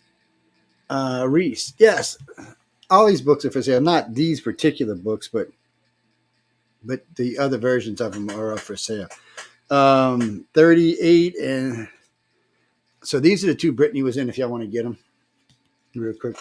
Brittany Rainsdon was in these 2. This is 37. And this is 38. Yes, this is the year before last. And then last year was 39. I've been there for 36, 37, 38, and 39. So for those 4 years. And Michael, probably this weekend, if life is nice to me, I'm going to try to finish the website this weekend and get it up. Yes, I haven't had a chance to. I got busy at my other job, and I own a maintenance company, so it gets busy sometimes. Not always busy, but it gets busy sometimes. Well, there's a lot of stories to cross tonight. A lot of stuff that's been going on around the world. A lot of stuff in our country that's been going around. So, Don, I already seen you post this 5 times. Oh, the president fell. Now he's bumped his head. He's old. He's 82. I mean, not that all 82-year-olds are fragile like him, but he's fragile. He's old. Yes, it's just he's not the guy we need to lead our country. Well, look, y'all are Trump haters. Y'all hate on whoever you want, but Joe Biden is not the guy to lead our country. Joe Biden's economy has sucked. People tell me, oh, he's got the greatest economy ever, and he's paid the deficit down. Well, first, if he didn't pay the deficit down, that was money that didn't get spent because COVID had everything closed, or are y'all too dumb to figure that out? The unemployment, all these big numbers on unemployment are just people going back to work. Remember, we were at 3.5% when Trump was president. He had brought the unemployment rate down to that low, and it was the lowest unemployment rate for blacks and Hispanics in the history of the country. So let's not forget that. And we're just back to where we were. And Joe Biden's unemployment rate for blacks and Hispanics are through the roof. So we're not even got back to that yet. And we're barely back to the regular unemployment. And remember, those are false numbers. 3.5% of the 400 million people in our country are not out of work. It's more like 14%. You don't have to take my word for it. You can go look it up yourself. The numbers are out there. So unemployment rate only means that people, so if you're actually physically on unemployment, collecting unemployment. So they don't count you people who are off unemployment. I'm sorry, I don't make the rules, guys. Yeah, but that's how it works. Yeah, they don't count those. They count them on a different poll, but it's around 14 to 15% of the countries it doesn't work. And then you've got another, I don't know, like 15% that are on different programs. It's never quite what they make it out to be. Gene, I did see that. I did see rumors about Prince Harry getting a divorce. I don't know if they're true or not. Yeah, I don't know. I did see the one about Kim Jong-un's daughter taking on more of a role, in the government. That may be a good thing, not a bad thing. Well, sooner or later, these communist countries got to change. I know China and Russia is trying to make America look like this and America look like that. And as long as you've got a president like Joe Biden who basically sucks their ass, it's not hard to do that. But under Trump, Xi Jinping and Putin were scared. And so was Kim Jong un. I mean, come on. He told Kim what he was going to do to him. And while he told him that, he was having lunch with Xi Jinping as he launched, 98 cruise missiles into Syria to prove a point to both of them. He proved a point to Xi Jinping that he would do it regardless. And he proved a point to Kim Jong un. I'm coming for you next if you don't shut up. And he disappeared. Remember, his sister had to take over. It got so bad. Yeah, he was scared. He thought we were going to kill him. We were going to put Castro on his ass. Yeah, he got scared, man. I mean, and that's the difference between someone who rules and someone who just, I don't know what Joe Biden's doing. I think he's been compromised. I think he's been compromised by the Chinese. And if our country would go back to a legitimate government, legitimate police forces, we'd already know this.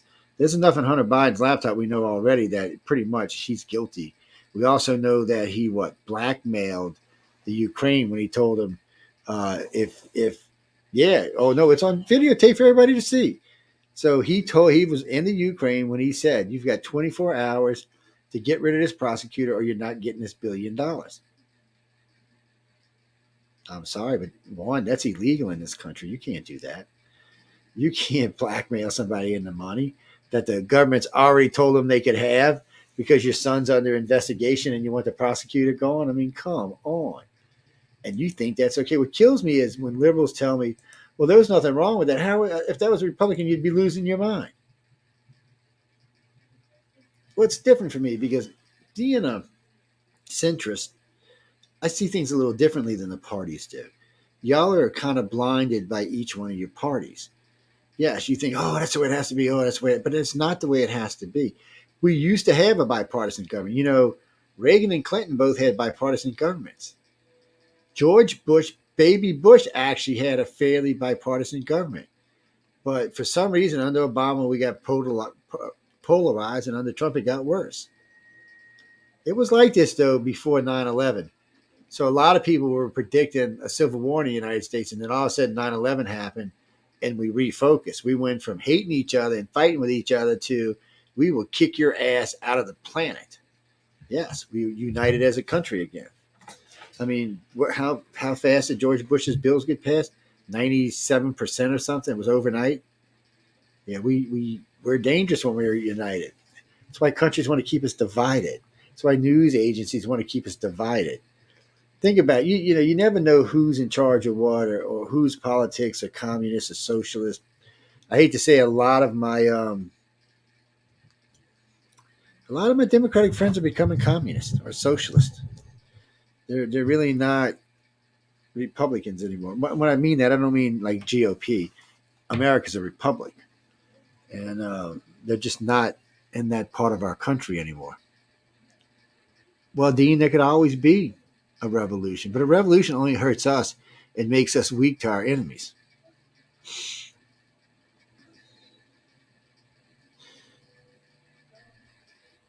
Well, you mean if the so think about some of the things that's been going on in our country. I mean, think about some of the stuff that's been going on. So you can burn the American flag, in case y'all didn't know that. You can go anywhere and burn the American flag. It's legal. Did you know if you burn a gay pride parade, you can go to jail for up to 5 years? It's a hate crime. Get the fuck out of here. So why is it not a hate crime when you burn the U.S. flag? You're hating on citizens. That's what I'm saying. Liberals have gotten stupid with their wokeness. It's stupidity. It's not anything anymore. So here, let's do this. Let's help out people who are challenged that want to drive electric cars and stuff like that. I'm all for electric cars. Not right now, mind you, but personally, I think we should have hydrogen cars because sooner or later we're going to have fusion. So when we do, we won't need electric. So let's look at why about electric. So you're in California. You live in Los Angeles. Hey, everybody out there in Los Angeles. I hope y'all having a good evening. What is it now? It's about 9 o'clock out there. So Everybody, it's starting to get a little warmer now. ACs are going to start coming on. You've got your electric car plugged in. Okay, that's cool. What about 10,000 of y'all do? So this summer, it's going to probably cause problems having 20 or 30,000 electric cars on grids. Remember, the last 10 years, California's had to do rolling blackouts, just like New York, because they can't maintain their power grid for their citizenship. Now, they've lost about 2 million people like New York did, so it might be a little different, but imagine 38 million people in California. Imagine each one had an electric car. You would have no electricity, people. You can't even keep the grid up without electric cars. But you're going to go add 38 million electric cars, and most people have 2 cars, so you're going to add 70, almost 80 million electric cars being charged all at the same time, late at night in the evenings, and you're going to expect to have electricity. Oh my God. So it's not just for them. New York's going to be the same way. Any big city, your tax, these electrical systems are not designed to drop in 2 or 3 million electric cars. It's stupidity. It's not designed for that. But nobody even thought about that. But it's worse things than that. Lithium batteries are dangerous. They explode. We've seen them explode many times. We've seen them shooting flames out of the side of cars left and right. I mean, hot flames. Plus, they're as bad as radiation to destroy and store. So we're worried about polluting the planet with gas-powered engines, which today get outrageously great fuel mileage, and because of the catalytic converters and all the other pollution control, give off very little emissions. It's not America polluting the planet. It's the rest of the planet. Oh, it's not even the Europeans polluting the planet. It's the rest of the planet. It's India and China and Russia and South America and Africa who don't want to adhere to these rules. Yeah, so stop screwing us over because you can't get the rest of the planet to do what you want. And even if you put every American on an electric country, it's not going to stop the pollution on the planet. It's not enough. You've got to get everybody to do it, and everybody's not going to do it. Plus, if you put everybody in electric cars, do you know how many nuclear power plants you would have to build? Or how many new coal-fired power plants you'd have to build? No one even stopped to think about that. So California alone, if just one person in California each gets an electric car, they will have to build at least 5 new coal-fired plants and 1 nuclear plant to provide the energy they need for all those new cars. Because electric cars not going to just get charged once a day, Johnny. Yeah, and it's going to get charged every time you stop. It's going to get plugged in. Every time there's a charger somewhere, it's going to get plugged in. Yep, and it's going to be a constant drain on the systems all the time. All these cars, when they're not being driven, will be plugged in somewhere. Even Elon Musk will tell you it's not. This is not going to save us. This is not the saving grace.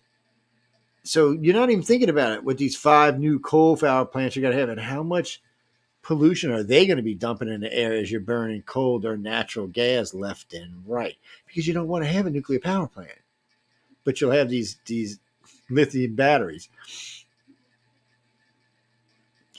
No one stopped to think this through. And what bothers me is I'm a nobody peon, and it took me all of 5 minutes to figure this out when it first came out. My problem has always been, why don't we have self-generating electric cars? Okay, I know some people are not going to understand this, but everybody has an alternator in their car. An alternator supplies, it keeps the battery charged and supplies electricity to the rest of the car to keep it running, because your car runs on electricity. Yes, I know it runs on gas, but it also runs on electricity.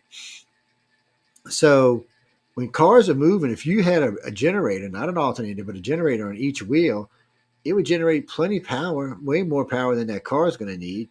I've never understood why we haven't added it. It will add friction, though, to the car.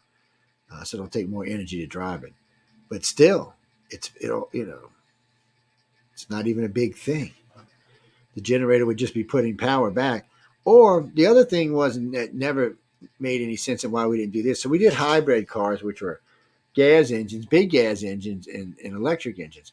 So why didn't we just make a real hybrid where there was like a mini, like a little engine in the trunk, like a 5 horsepower engine in the trunk, that all it did was keep your generators and your batteries running. It's all it did was create a charge and kept your power constant, always kept constant power going to the engine and to the batteries.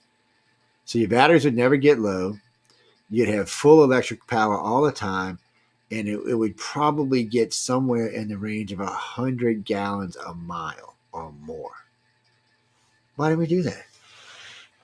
It makes none of this makes any sense to me. It's like we fling from one ignorant side to the other side. It's like we let the media dictate what it is we're going to do there. And I can't believe big industries, especially the gas industry, hasn't figured this out on their own.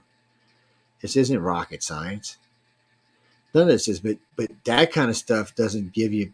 You know why they don't want that? Because gas would drop through the floor. It would be something like 25 cents a gallon. Yeah, because it wouldn't be that nobody would need it that much.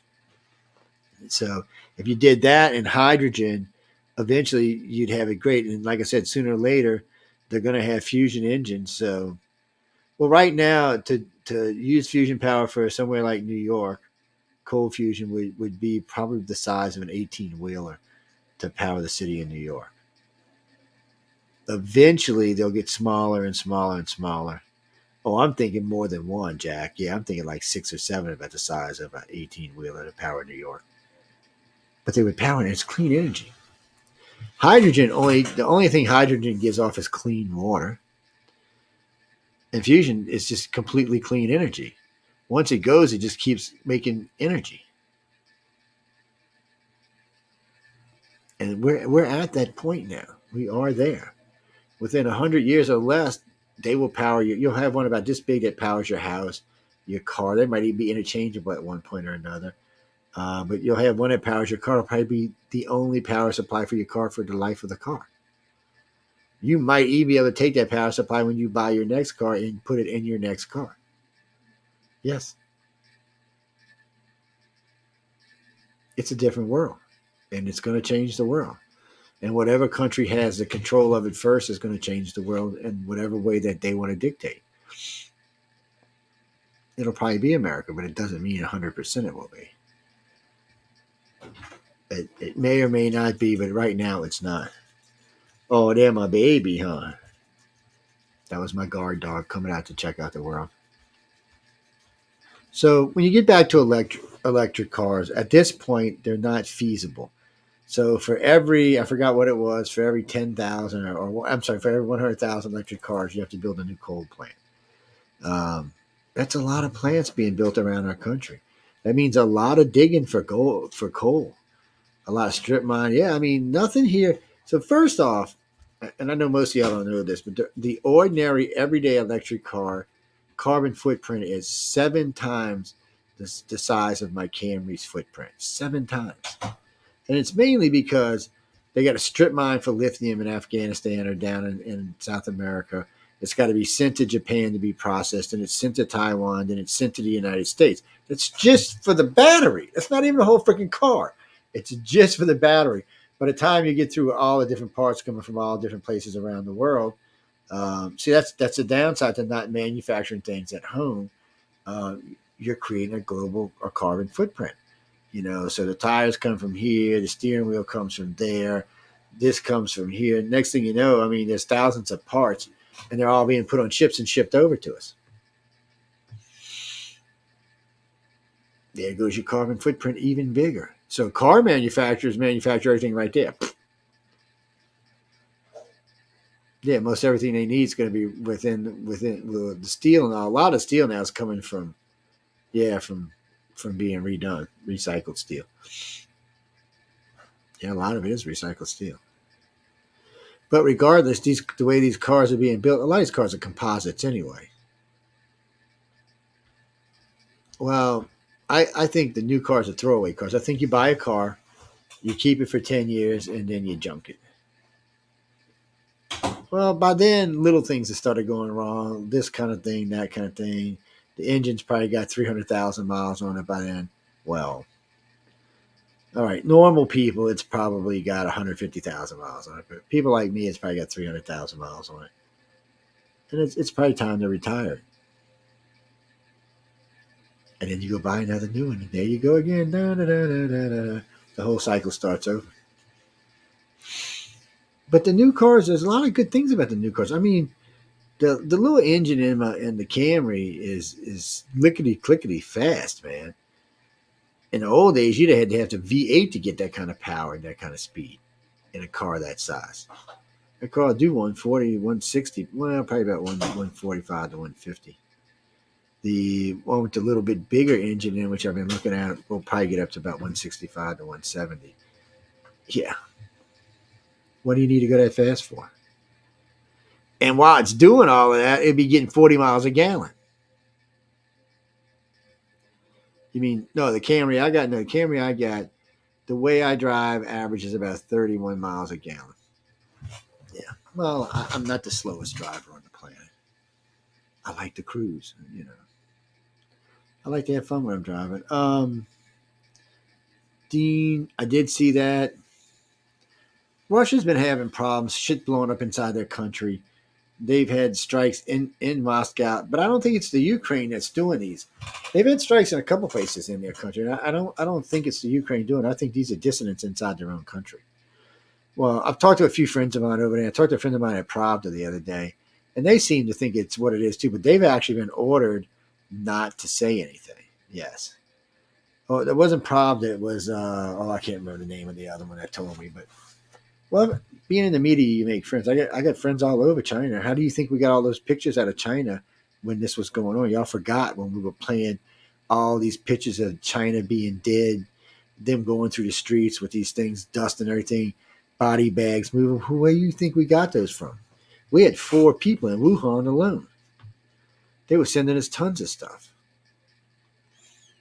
Well, because they weren't sending it to us. They were sending it to somewhere in China, and then somewhere in China was sending it somewhere in Europe, and then they were sending it to us.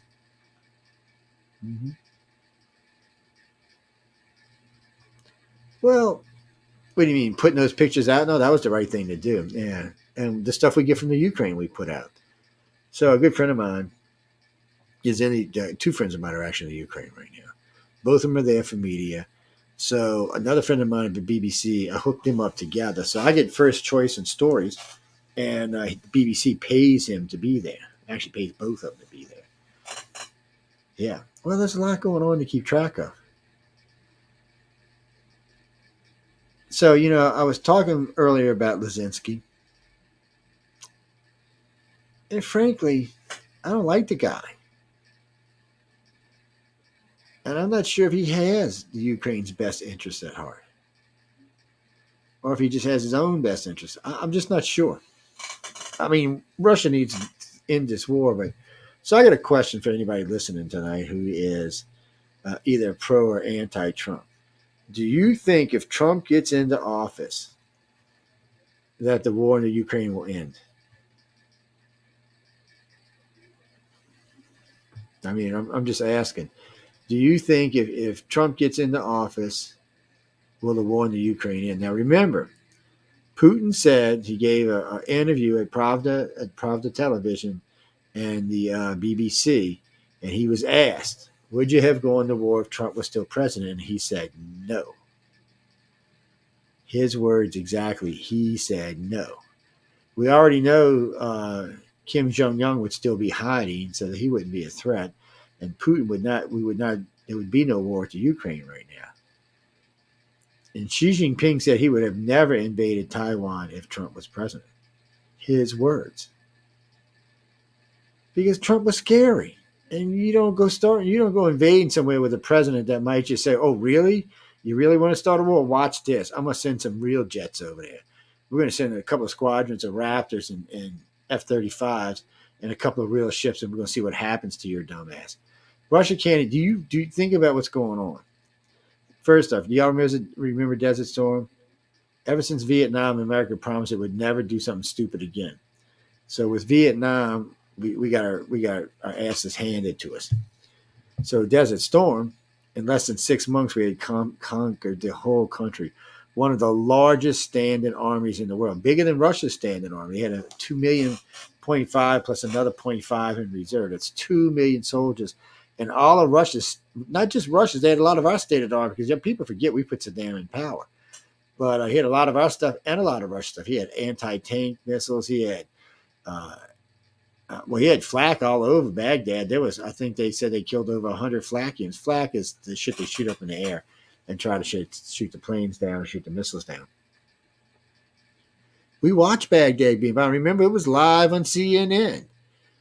We watched the buildings being shaken, the reporters. That's when CNN was actually something. We watched all of that.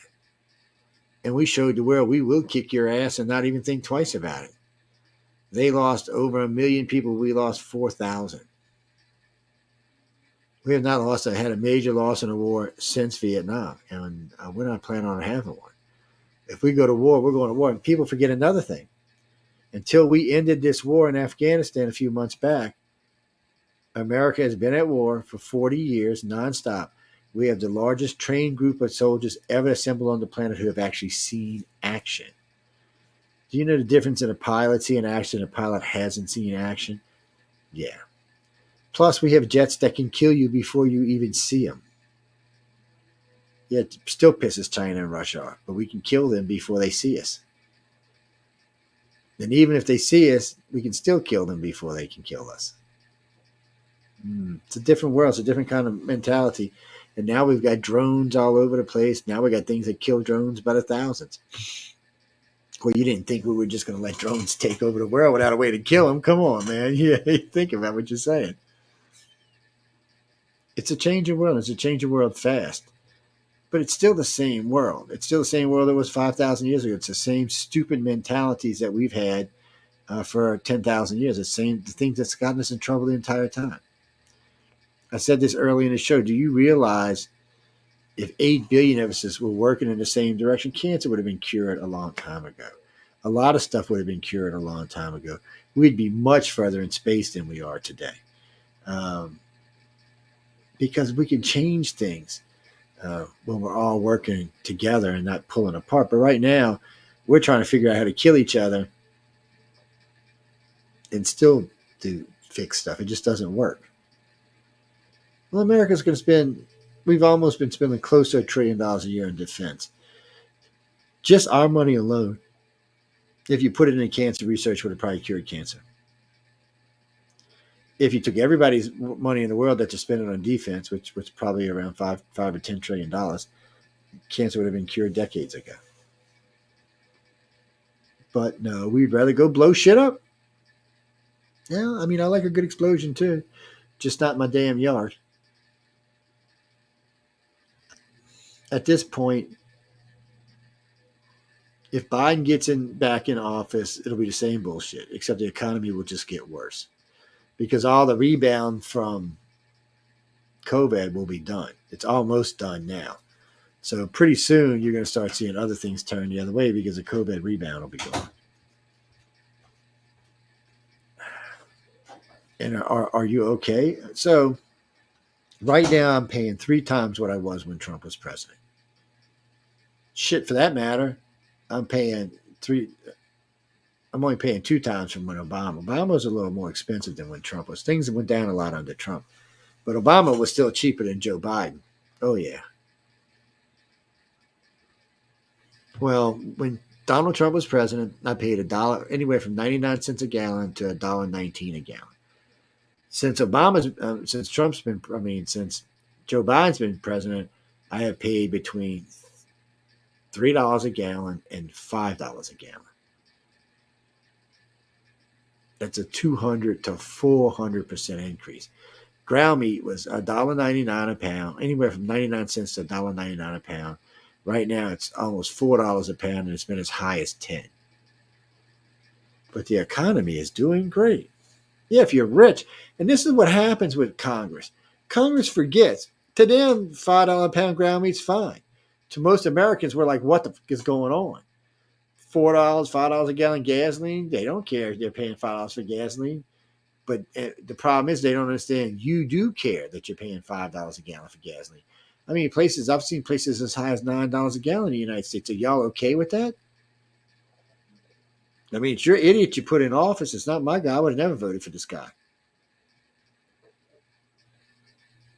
Well, Darren, you're right. I didn't vote for Trump. Either time. This is the first time, these 2 elections are the first time I sat out presidential elections since I've been able to vote. I didn't feel comfortable. morally, I didn't feel comfortable. I couldn't vote for Hillary because she's more corrupt than the two guys we're talking about right now. You could put Biden and Trump together and they're not as corrupt as Hillary is.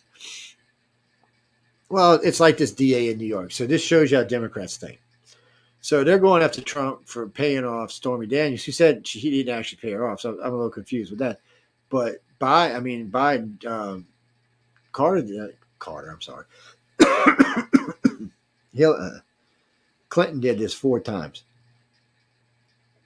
4 times he paid off 4 different women that we know of. And they know one of them was from campaign funds, and this guy don't care. Okay. Plus, I heard the federal DA say that they're not interested in like 20 of these or federal cases. So we're still wondering why those are in there. And then a few other ones are supposed to be past the statute of limitations. This guy's trying to make his name on Trump. Oh, if Trump gets a felony, he can't run for president. No. Well, yeah, he can get. So more than likely what will happen, because it's New York, he'll get convicted on at least 1 or 2 of them. Because it's New York, you're not going to get a fair trial there. So, but that's what his lawyers say, he didn't get a fair trial. Yes, and they'll get it scheduled somewhere else in another state, and those will get thrown out. And then it won't matter. Trump will still be able to be president. Yeah. The one in Georgia, I don't think the one in Georgia is going to stick. I think as we get more and more to June 6th, we find that June 6th was more about the Democrats lying than it was anything else. And I have to agree with what some other people have said. So we could burn down Baltimore. We could burn down New York. We could burn down Chicago. We could burn down Seattle, Washington, and take it over for 15 days. 15 blocks for a month. We could burn down federal buildings in California and Portland. People died. At least 100 people died in the BLM marches over 2 years.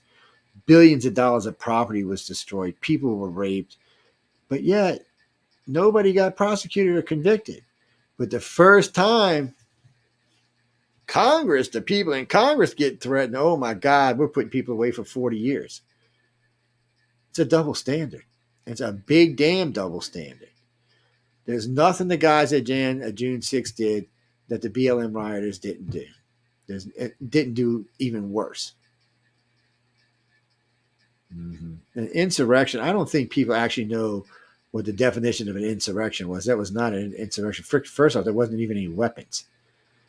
Yeah, usually if you have an insurrection, you need weapons. Lots of weapons. Yeah, if you're going to take a Congress building and hold it, you're going to have weapons. Yes, there was no insurrection. That's just a piss poor excuse for a word. I don't know. It aggravated me. I know a lot of independents, a lot of centrists, definitely all the Republicans are thinking this was total bullshit. The only people that think this was okay is the Democrats, and that's just a load of bullshit on its own. Well, I don't know what happened to them. Like, I got a lot of friends that are liberals, but for some reason they got their heads stuck up their asses now. They can't see what their party is doing. They're just blinded by the light. I mean, they really are. When you look at some of the shit that the Democrats have tried, I mean, they have literally tried to take many, many, many rights away from us. Thank God for the rest of us out there fighting, because they would take many rights away from us. Let me think. You're talking about the Fort Bragg. Okay, so Fort Bragg, he was a Confederate general, and that's why they're changing the name of it, because he was a Confederate general. But no one stopped to ask the question, why was a Confederate general given a name? Why was a fort named after a Confederate general? For that matter, no one's ever stopped to ask before we started tearing down monuments and doing different things, why were those monuments there? Why were certain areas named after these? No one yet has stopped to even answer the question why, even though we've been tearing down stuff left and right. Well, none of us were alive during the Civil War, so we don't understand. But these were there to show the world and the country that the South and the North were united. That's what these were. These had nothing to do with slavery or blacks or anything else. This was simply just to show that the South and the North is united. So anytime you tear one down, you're suggesting that we're no longer united. And is that really the road you want to go down? Really? Is that really the road we want to go down? I'm thinking. I'm thinking that's not the road that we want to go down. I think there's some bullshit going on there. So we need to stop and think when we do things. Well, I'm sure they are offensive to black people. So I guess nobody from the blacks go to the UK. Oh, I mean, come on, the Union Jack is the Union Jack. Oh no, my friends, they call it the Union Jack in Britain. Don't even try to bullshit me. I got a lot of friends from the UK. Got a lot of friends from the UK on this network. It's still a Union Jack, and it looks almost identical to the flag we have in the United States. But for some reason, that's fine. Yeah, even though Britain's owned slaves too, by the way. But it's okay. It's so stupid. Oh my God. So if you went around and surveyed people in the United States today, and you asked them what the Confederate flag meant to them, they would tell you it was a rebel flag. It has nothing to do with politics, nothing to do with the Confederacy. That is a rebel flag. And that's what it meant for a long, long time.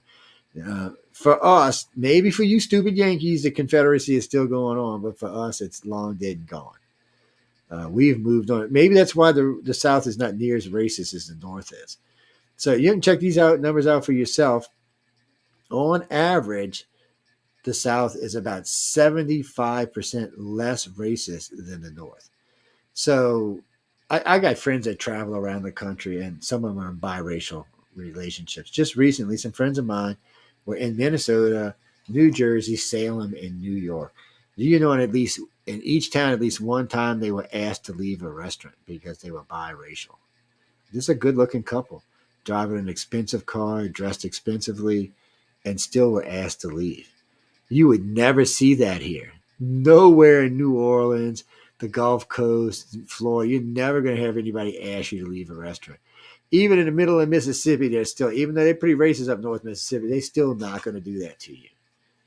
That's the difference. And I'm going to tell you why. Because down here is different. So the far majority of blacks live in these states: Mississippi, Alabama, Georgia, Texas, Louisiana, Arkansas. That's where the majority of them live, in those states. So there's high mixes of both populations. So there's no white on black violence in New Orleans. There's black on black, there's white on white, but there's no white on black. And you know what? When there's big festivals like Mardi Gras and Jazz Fest and all these other fests, whites and blacks go and have a good damn time. Whites even attend the Essen Fest and the Black Fest down there, and there's no trouble. Because we've gotten past it. Just like when everybody wants to talk about gays and gay rights. Well, you know what? In the South, the gay rights have been here for a long time in New Orleans. We all grew up with gay. Half the French Quarter is gay. We never even thought nothing about it. It's just part of life here. But yet, we're supposed to be the backwards ones, and y'all are supposed to be the ones that are not backwards. I hate to be the one to break your heart, but most people in the North are racist, whether you're black or white. Let's just look at little Lightfoot from Chicago, the mayor. She got to be one of the most racist people I've ever seen. Outright, what did she say? Only black reporters can. Kamala Harris said the same thing. I only want black reporters. That's racism. If a white person was to say that, it would never end. That's all we'd see in the news media for days and days and days and days and days. The fact that Jean Lepine and Kamala got their jobs because they were black, someone should have already sued the White House over that. That's illegal in this country. You cannot hire someone based on skin color or sex. And both of them were hired because they were black females. One was hired because she was a gay black female. They said this, not me. And I can't tell you how many times they said, well, we want to get a black female to be vice president. Not who's going to be the best candidate. They never one time said, we want the best candidate for vice president. No, we want a black female. And as we can all see, Kamala Harris by no means or no shape by any way is the best vice president this country could have. I have nothing personal against Kamala.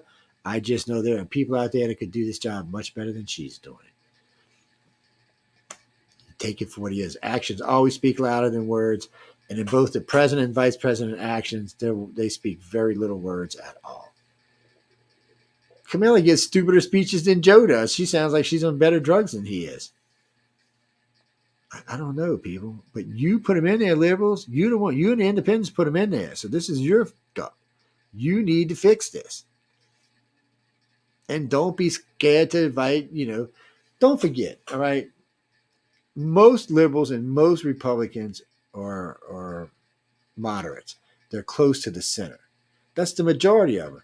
But on both sides, the crazy ass progressives and the crazy ass whatever they are now, they used to be the Tea Party, I don't know what they are now, are the ones that pull away and cause the trouble. But if the Democrats and Republicans could remember that they're the majority, that moderate group is the majority by far, it's more than 55%, they could rule everything. They just don't. They're too, it's like they don't want to lose the support of their party. Like Nancy Pelosi, why is what's her name, Omar, still in Congress? I mean, she's obviously a racist and she's anti-Israel. If that was any Republican saying that, they'd already had him out of Congress. And AOC, come on, AOC's done some crap and she has no business being. Personally, I think we should raise the age of getting in the House to 35 and the Senate to 40. Yeah, I really do. Because people are less mature now than they were, say, 30 years ago. They are. Millennials aren't going to grow up until they're well into their 40s, and neither are the Z-Geners. And there's no reason for them to. A lot of them still live with their parents. I know. But hold on, we're going to play this right quick, and we'll be right back. Maybe, sort of, maybe kind of. If all you people still love us, we might be right back. All righty, and here's we go. Dun, dun, dun, dun.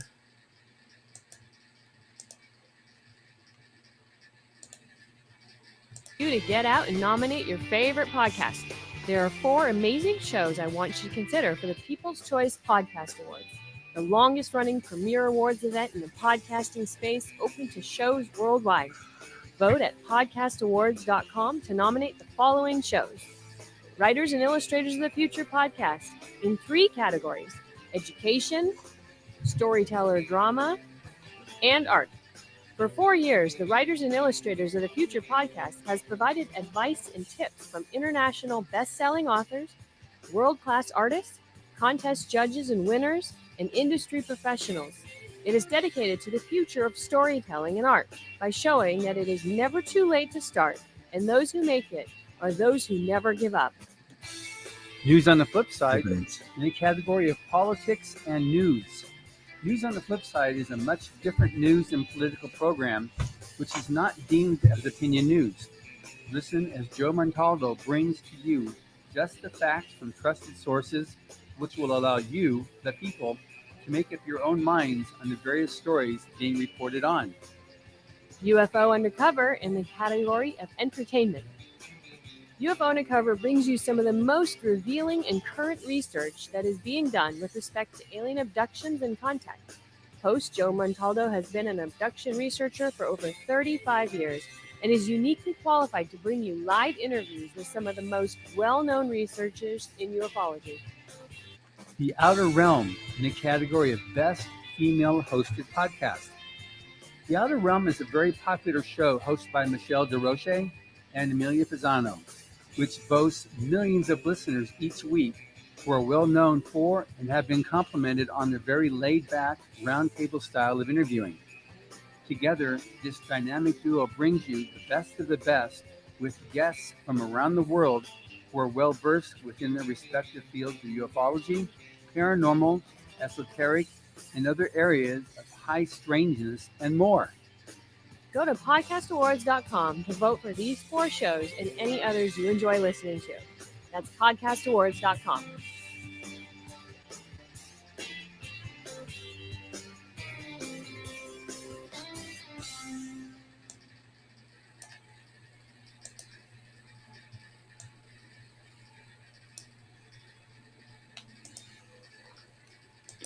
Dun, dun, dun, dun, dun, dun. Okay, I'll behave myself. No, we got time for a couple of more articles we'll get into before we get out of it tonight. I don't know, guys. I don't see much in the way of bipartisan anything anymore. I really don't. Well, like I said, I'm a centrist. I am a middleist by nature. That's what I am. When I look at things, I usually see both sides of an argument. And I get an idea of which way I want to go. But a lot of times I see that we do need to meet in the middle on a lot of things that we just refuse to do.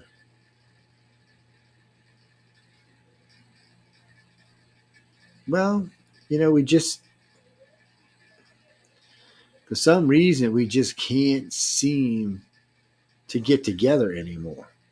We got China and Russia laughing their asses off at us. We got Kim Jong Un running around like a madman, and we got crazy Joe Biden falling down at the Air Force thing and then like to knock himself out today, bumping his head.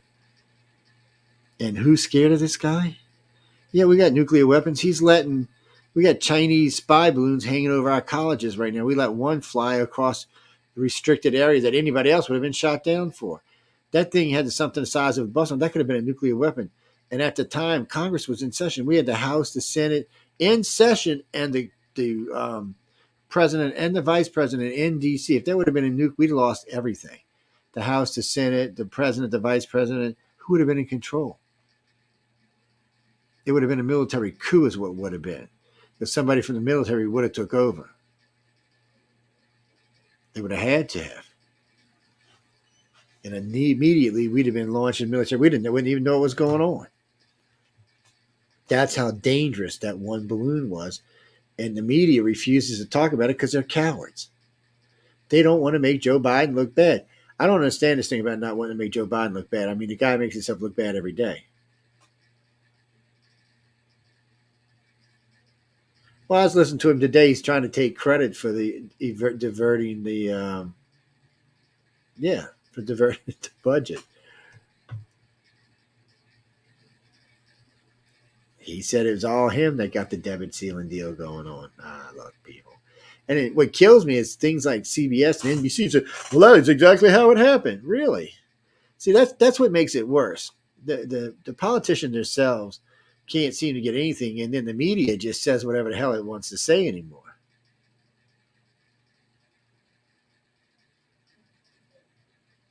I don't know, but it's getting scarier. It's all I can tell you.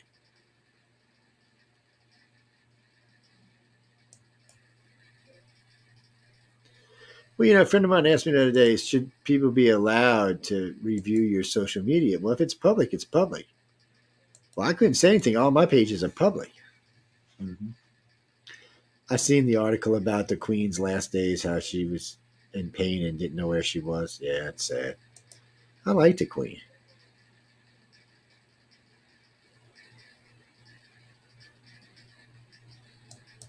Yeah, I liked it. I did.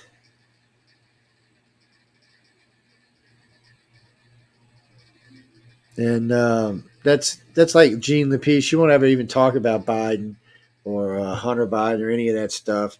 She refuses to answer. I mean, I don't even know why she's there. She's like one of the worst spokespersons I've ever seen. The bad part is I'm hating on her, but she's probably given answers. She's probably being told what to avoid, not to talk about. Well, Joe Biden's been caught a dozen times now with a cheat sheet in his hand of what reporters to ask what questions to. So it's not only, ask Kimberly at NBC, but it's ask Kimberly at NBC this question. That's communism, my friends. That's what I was telling you earlier. That's communism. That's how a communist country would do it. Oh, I did see an article. If you're having problems with forgetfulness, there is some new drugs out that the doctors are being wowed by. So keep your fingers crossed. That might actually be curable. A lot of things might be curable now. Let me keep this article because I got a friend of mine's dad's got Alzheimer's, and this might help out. I don't know, but we'll find out. No, I'll just save it. Put it in one of my folders. Yeah, there you go. Like that. See how easy that was? Mm-hmm. I forgot about it. Well, what do you mean? You talking about World War II? The problem for Japan is they couldn't mass produce the way we do. So that will be one of the problems if the United States and China get into it. How each one can mass produce. China's set up pretty good for it. Problem for China is they don't have the natural resources that we do. And if we start blocking them from getting anything, doesn't matter how fast they can make shit. If they don't have any shit to make, they can't make it. Yeah. there's a lot of stuff going on right now. So there's 50 or 55 or 70 countries that have now made it totally illegal to be gay. You can actually go to prison. 2 of them you can be put to death. Yeah, more and more countries are treating it more like a virus than anything else. This is a tough thing because, but nobody wants to ever talk about it. There's a show I did on NBC about this. It was really good. I got the 2 girls from the Lesbian Coalition fired, matter of fact. It's, I embarrassed them because I took my time to educate myself on it. So when I really looked into this, I found that about 66% of everybody who says they're gay usually goes back to being straight. Now, maybe that number is going to drop now since it's more open in the United States, but I don't think it's going to drop below 50%.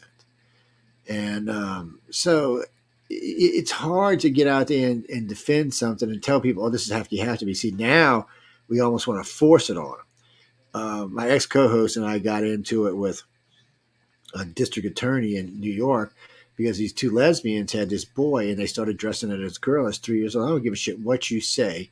You don't know what sex you are at 3. You're not even thinking about what sex you are. Matter of fact, you shouldn't even be able to consider any of this until after puberty, because before puberty, you might have girl tendencies or boy tendencies. I mean, come on, people. I used to like to cook with my sister's Easy Bake Oven and use her Barbie car to run up and down in her Barbie house. So was I a female? Do I sound like a female to you? Do I even look like a guy who wants to be a female? But if I had parents like these woke parents, they would have instantly been putting dresses on. And for what reason? Yeah, it wouldn't have worked for me. Oh, it's just a shame that we've become this ignorant as a species. Everyone should have the right to be who they want to be. I'm not anti-gay. I'm not anti-black. I'm not anti-anything. I am truly a person of my environment. I believe that everyone should have the right to live. Now, you don't want my right to infringe on your rights, so I don't want your rights to infringe on my rights. And I don't think other people should be treated better than other people. So, when you look at certain things going on in our country, and if you were white and you were doing these things, you'd be being hated on. But if you're black or Hispanic or something else, you won't be. Even though I find that Hispanics and Asians get hated on more about these things than blacks do for some reason. I'm not exactly sure why. I'm sure there's some reason in there, but it's not something I've looked at. Well, we're doing a special on this upcoming, so you'll hear more about this. So we talked to 100 black owners of businesses. And out of that 100 black owners, only 7 of them hired people that were not black. By the way, none of them hired anybody that was white. So 4 of them had hired Hispanics, and 2 of them had hired, I think, some Pakistani people. But that was it, out of 100 businesses. You can't get any more racist than that. I mean, you just can't. That's outrageously racist. And then, of course, we have things like the Black Information Network, where they only talk about black stuff, and they only talk about black news. And so that's fine. I have no problem with that. But then you shouldn't have a problem if somebody wanted to have the White Information Network and only talk about things that pertain to white people. Oh, no. If they do, that's racist. So you can't have it both ways. Sooner or later, it's going to come to a head. So it's going to have to stop. And at the rate the white population's sinking, within 20 years, it'll be below 50%, which means they qualify for affirmative action. So then what are you going to do? You're going to allow them to have the White Entertainment Network and a White TV network and this, that, and the other thing?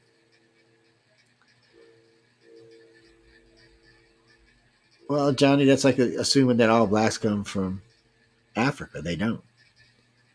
I think some come from different parts of the world. But a lot of people just assume that. It's like being African American. When you say African American, everyone assumes you're black. But Elon Musk is an African American, and he's not black. It's just assumptions we get stuck in. We don't take the time to truly educate ourselves on anything anymore. So we make ourselves look like asses instead of really taking the time to educate ourselves on. For me, racism is dead in this country. Now I'm also white, so I can say that. From my black friends, most of my black friends I talk to think racism is dead. They don't think they're being treated like their family, their mama was treated, or their grandmother. They don't think that at all.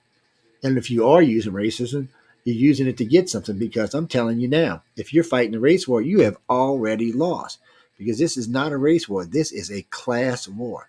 And anybody who has not figured out that it is us against them is ignorant. Just plain and simply ignorant. I'm not saying there's not racist people in our country. There is, but not to the extent there used to be. And it's not the major factor now. The major factor now is class. How much money do you make? And if you have not figured that out, then you're just a moron, because you've lost. If you're fighting the race war, you've already lost. This is a class war. And if you're not fighting a class war, then you're losing.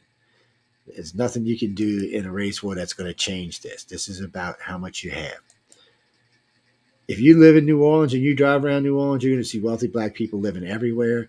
You're going to see middle-class black people living everywhere in all the neighborhoods, because that's what it's about. It's not about racism anymore. It's about classism. And again, if you're fighting racism, you have lost the war. Of course, the media wants to keep you with them because they want you to vote for Democrats. But I ask my black friends all the time, what have Democrats actually done for y'all since when? I said, let's not forget, they voted against freeing the slaves. They created Jim Crow. They created the Ku Klux Klan. But still, for some reason, blacks vote for them. I never did understand that. And then Trump got black unemployment to the lowest it's ever been. You get a Democrat back and it goes back up to 18%. But yet you're still voting for him. I don't know. Your brainwash is all I can tell you. I would be voting for him, whatever color I was.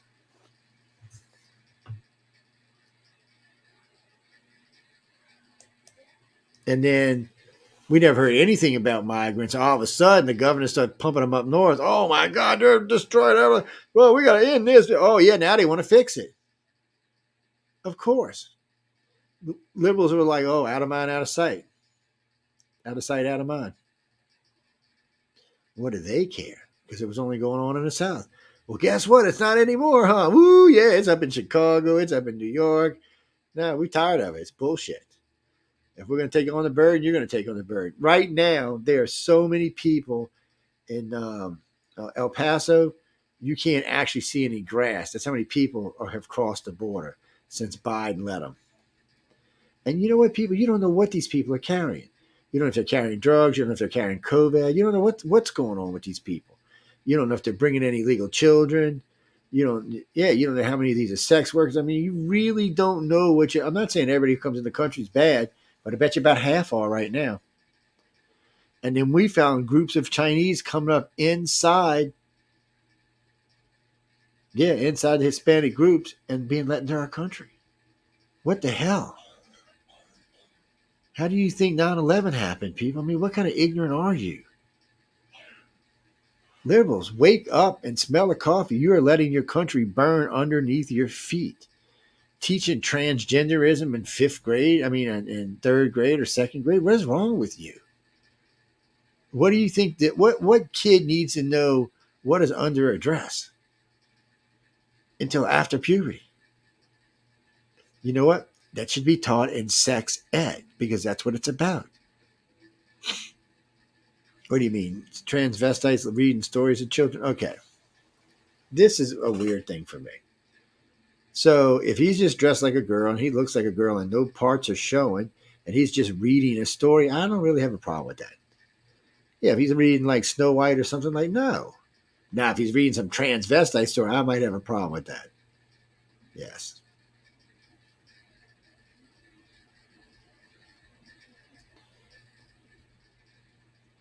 Well, you're talking about okay. Real quick, shifting gears. So, I've heard a couple of things about the Royals. First off, I heard that Harry and Meghan have decided to stop bashing the royal family. Yeah, because it's killing them. I mean, their popularity is ever since they pulled that Diane shit and said we was flying through New York and we were chasing us. Okay, I'm gonna help you people out. For you people who have never been in New York. So from where they were at to where the river is to where you turn, there are literally like 20 stoplights. So you would be going like 2 miles an hour, then 10 miles, and then 20, then have to stop for a light. And get up back to 30, and have to stop for a light. There was no chase going on. And both the Uber guy and the other driver were both questioned and said they never felt like their life was in danger. So this was yet another lie. They can't help themselves. And this is more Megan than this is Harry. Harry don't need the spotlight like Megan does. She really needs the spotlight. And it's killing her that she can't get it. She thought being a royal was going to be all of this. And then when it wasn't, she thought she'd go this way. But I mean, her own family hates her. Her dad and her sister hate her. I don't know, but they hate her. And it seems like most people you talk to don't like her. I don't think poor Harry knew what he was getting into. And there has been rumors of Harry and her getting divorced. Yeah, so I don't know.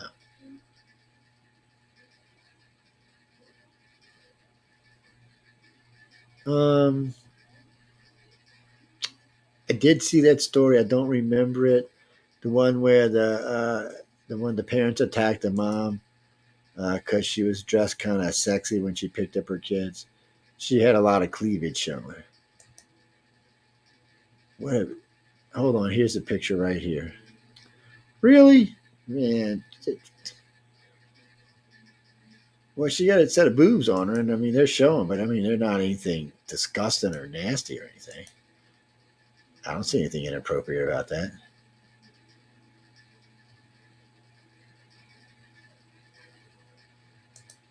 Yeah, well, no. Tucker Carlson. I haven't heard much about Tucker lately. I know he's being replaced at Fox finally. Yeah.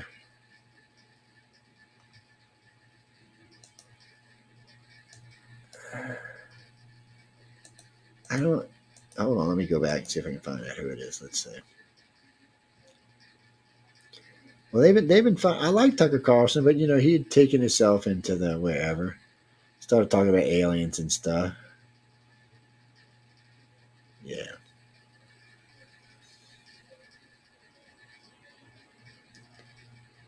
What do you mean, Elon Musk? I don't think Elon Musk is going to take his job.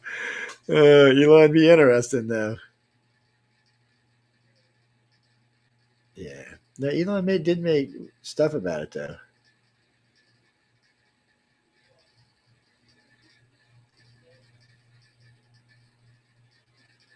Let's see. On May 17, 2023, the Drudge Report reported that Fox News had decided on Tucker's replacement. X's wanted Sean Hannity. Sean Hannity's already on Fox to take over the coveted 8 p.m. time slot and would move host Jesse Waters and Craig Gutford to prime time. I don't know. I don't watch Sean Hannity. I don't have anything against him, no. I mean, I've heard him. I catch him on the radio from time to time. He's just a Trumpster, that's all. No, he's not a bad guy. We probably got a lot in common. He's started out as a contractor and worked his way up in the radio. I started as a contractor and was in my radio myself. I just don't have the kind of money he's got. I know. But I don't have anything personally against him, no.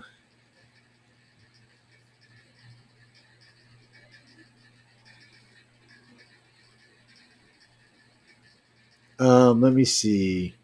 Comer gets win in FBI fight as Ray agrees to show top members Biden's bribery memo. Oh shit! They're going after the president. Well, he did a lot of shit. They blame Trump for a lot of stuff that turned out none of it to be true, and they're still blaming Trump for a lot of stuff that's turning out not to be true. But yet they don't even want to talk about Biden. I did see where Russia deployed its new feared thermobatic missile launcher on its own territory to repel. Yeah. Well, they're saying they're using these fancy missiles from the UK. Well, that helps them. Wars like this just help us to tweak our technologies.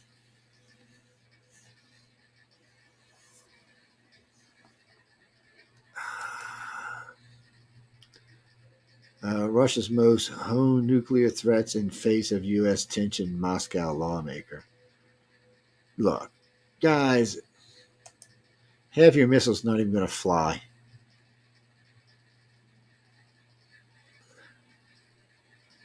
Actually, China's missiles, they got the newest fleet of missiles.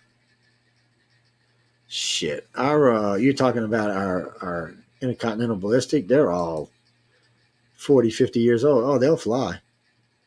Let's just hope they don't blow off on takeoff. I'm just saying, dude. It could be. What the hell was that? I don't know what that was. That was something weird.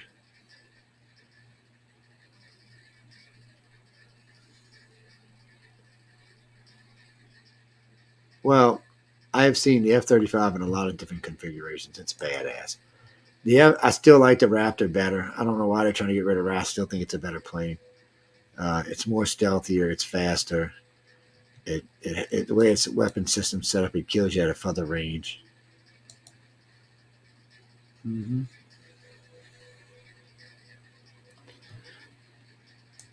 Well, so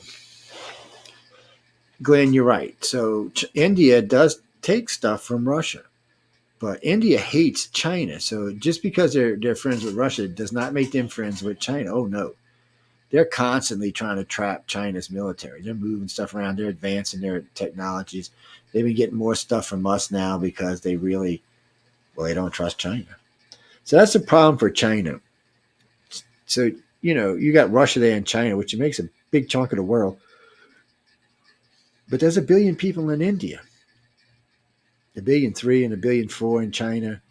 India is going to surpass China population-wise soon. I just don't know. If China's preoccupied fighting India, what are they going to do when the United States gets involved? Or Europe gets involved, or both? China's pretty much done. The problem for Russia and China is there's no way for them to win a war without nuclear weapons, and even then they can't win. They might stalemate it, but they can't win.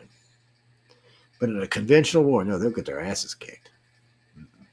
Our technologies are better. We're more trained all the way around, and we can work. NATO and its allies can work as a team, whereas China, they're going to be fighting over who's going to be the boss in China and Russia. Oh, yeah, they will. That's what happens to you when you let egos rule.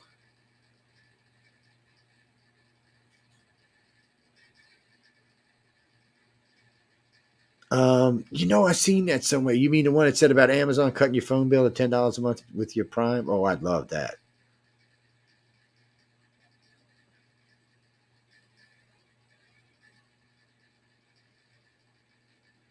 AI-controlled U.S. military drone kills its human operator in test.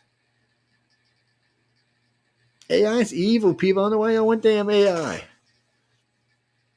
Oh no! I mean, there's been 3 or 4 instances now where it's just anti-human.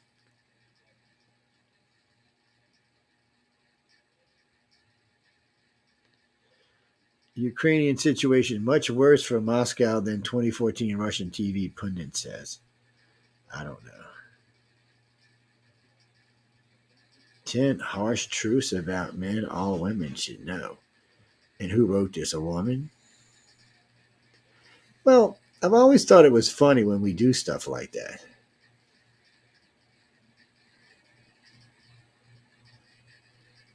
Oh, Putin rages over bomb plot to destroy his $1.4 billion palace. Putin, shouldn't you be worried about if they're going to kill you, dude? Come on.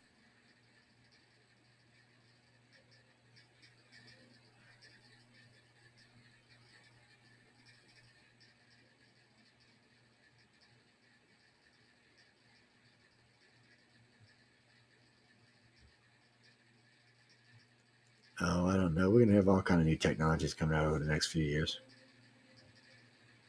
Well, all right. One more time before we roll out. I'm going to play that archive that program as we're going out. But the other day at an Air Force event where Joe Biden was speaking, he tripped on something and fell on his butt. I think it was today, or was it yesterday? President Joe Biden bumped his head on the helicopter door frame hours after tripping. Oh, it was on the same day, hours after tripping on stage. Look, I don't know. Him and Dianne Feinstein and Mark Lieberman, they need to retire. But you see what? Liberals won't let go of the power. It shows you right there what they are. These people need to retire, and they just won't let them retire because they're scared to give up the power they might not win. And what's his name in Pittsburgh? There probably will be a Republican that takes over.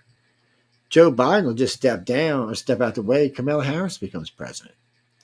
And won't everybody be happy to be the first woman and black woman president in the United States? Oh, if something happens to her, McCarthy becomes president. Oh, yeah, the Republicans get it. The Speaker of the House becomes president. Third in line, yeah. Well, think about it. That's what Nancy Pelosi was hoping for. That's why she was Speaker. She was hoping to become president. She tried everything she could to get Trump out so she could be president. That's what a lot of that was about.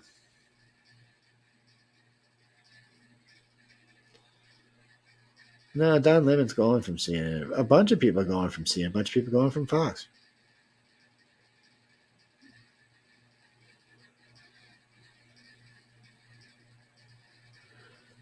Let's see. Today, 340 migrant kids were sent to live with 9 relatives who were already sponsoring other children. I don't know what to tell y'all guys. That's just pathetic. That's just pathetic.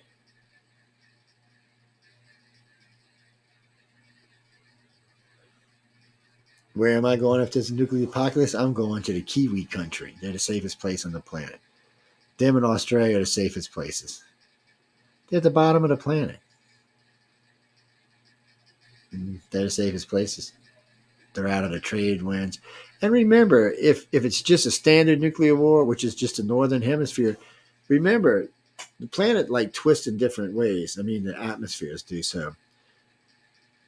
The equator will act like a border. The only thing you're going to have like a border for the air. So the only thing you have to worry about is the radiation that gets into the water itself and follows the convection currents up and down. But as far as the jet streams and all, there's South America and North American, that won't carry it down there. It'll keep it up here. It'll keep dumping it on Russia and China and us and Europe. The problem with nuking China is it's like nuking ourselves. Same thing with Russia. Russia nukes us. They nuked Canada too and themselves. Yeah, we share trade winds. You don't remember all that red dust from China all over the cars, all over the United States? I forgot about that when that desert dried out and it blew all over. It blew across the world on its own. That was just dust. You're not even thinking about radioactive materials.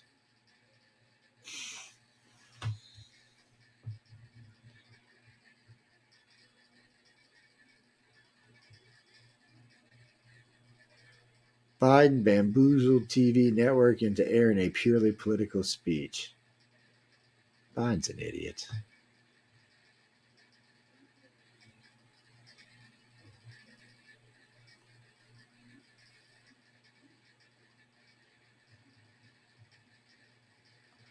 I don't know, but I know we're going to get out of here in just a couple of seconds, so. What is this? Fox News anchor says Biden looked like a bug after a fall. Oh, man, y'all are just too cruel. No, we crossed a lot of stories tonight, but we had Bridget Rainsdon on with us earlier. She was a lot of fun to talk to. Yeah, I'm just going through all the stories. Y'all sent me a lot of good stories. I've just been looking through what we had.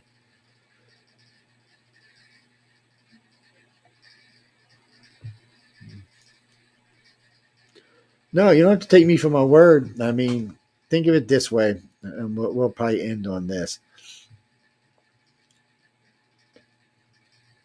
No, let's not forget the drone went rogue and killed its operator. Y'all thought I'm kidding with y'all. No, I'm serious. Yeah, no, it's a true story. The drone. Hold on, let me see if I can find the story. Let me see if it'll let me do the story. Hold on a second. Let's go look.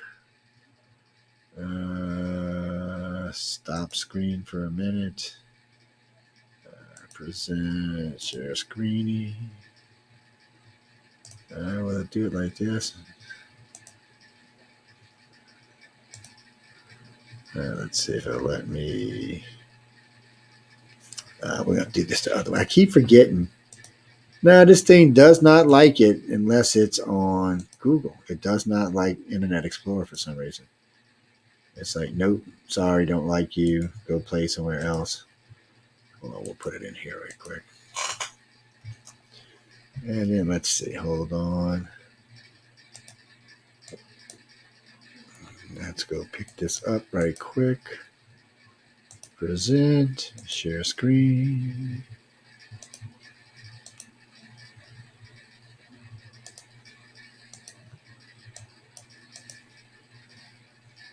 Whoops.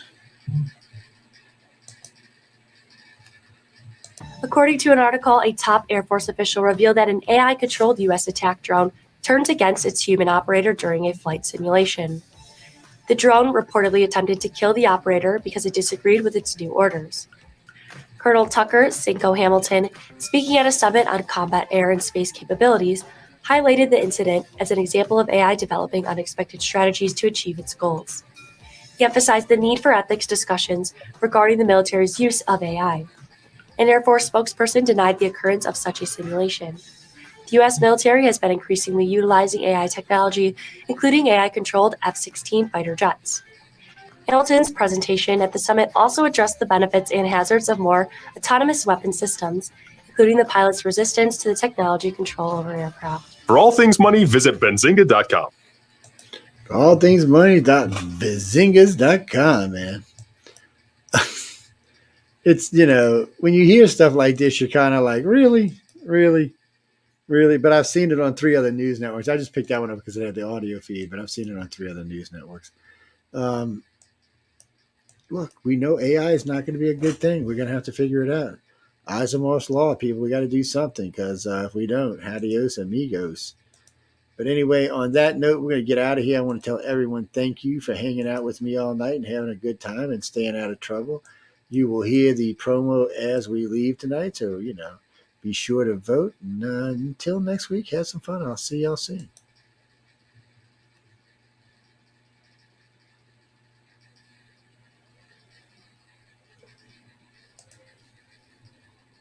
It's time for you to get out and nominate your favorite podcast. There are 4 amazing shows I want you to consider for the People's Choice Podcast Awards, the longest-running premier awards event in the podcasting space, open to shows worldwide. Vote at podcastawards.com to nominate the following shows.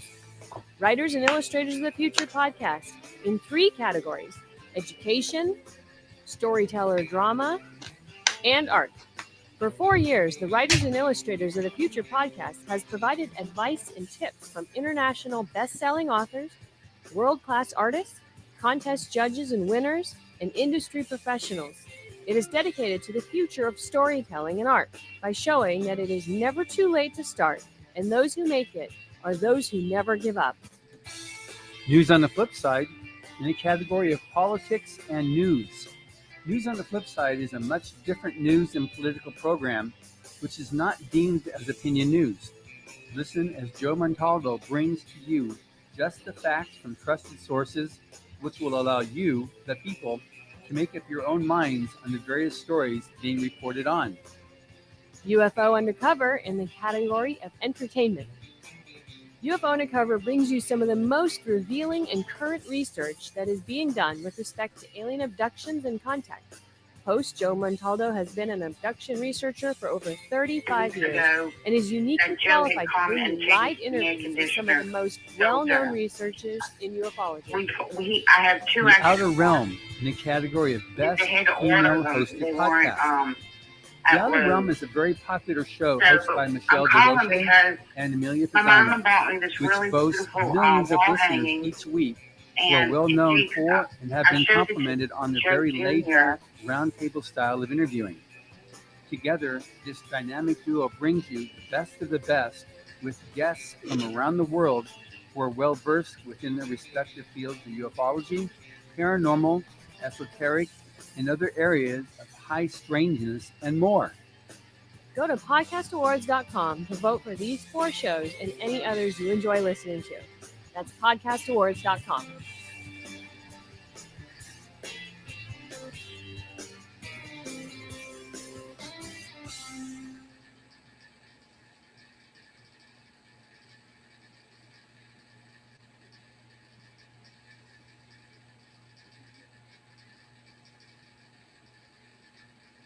Quit going to college. Quit your job.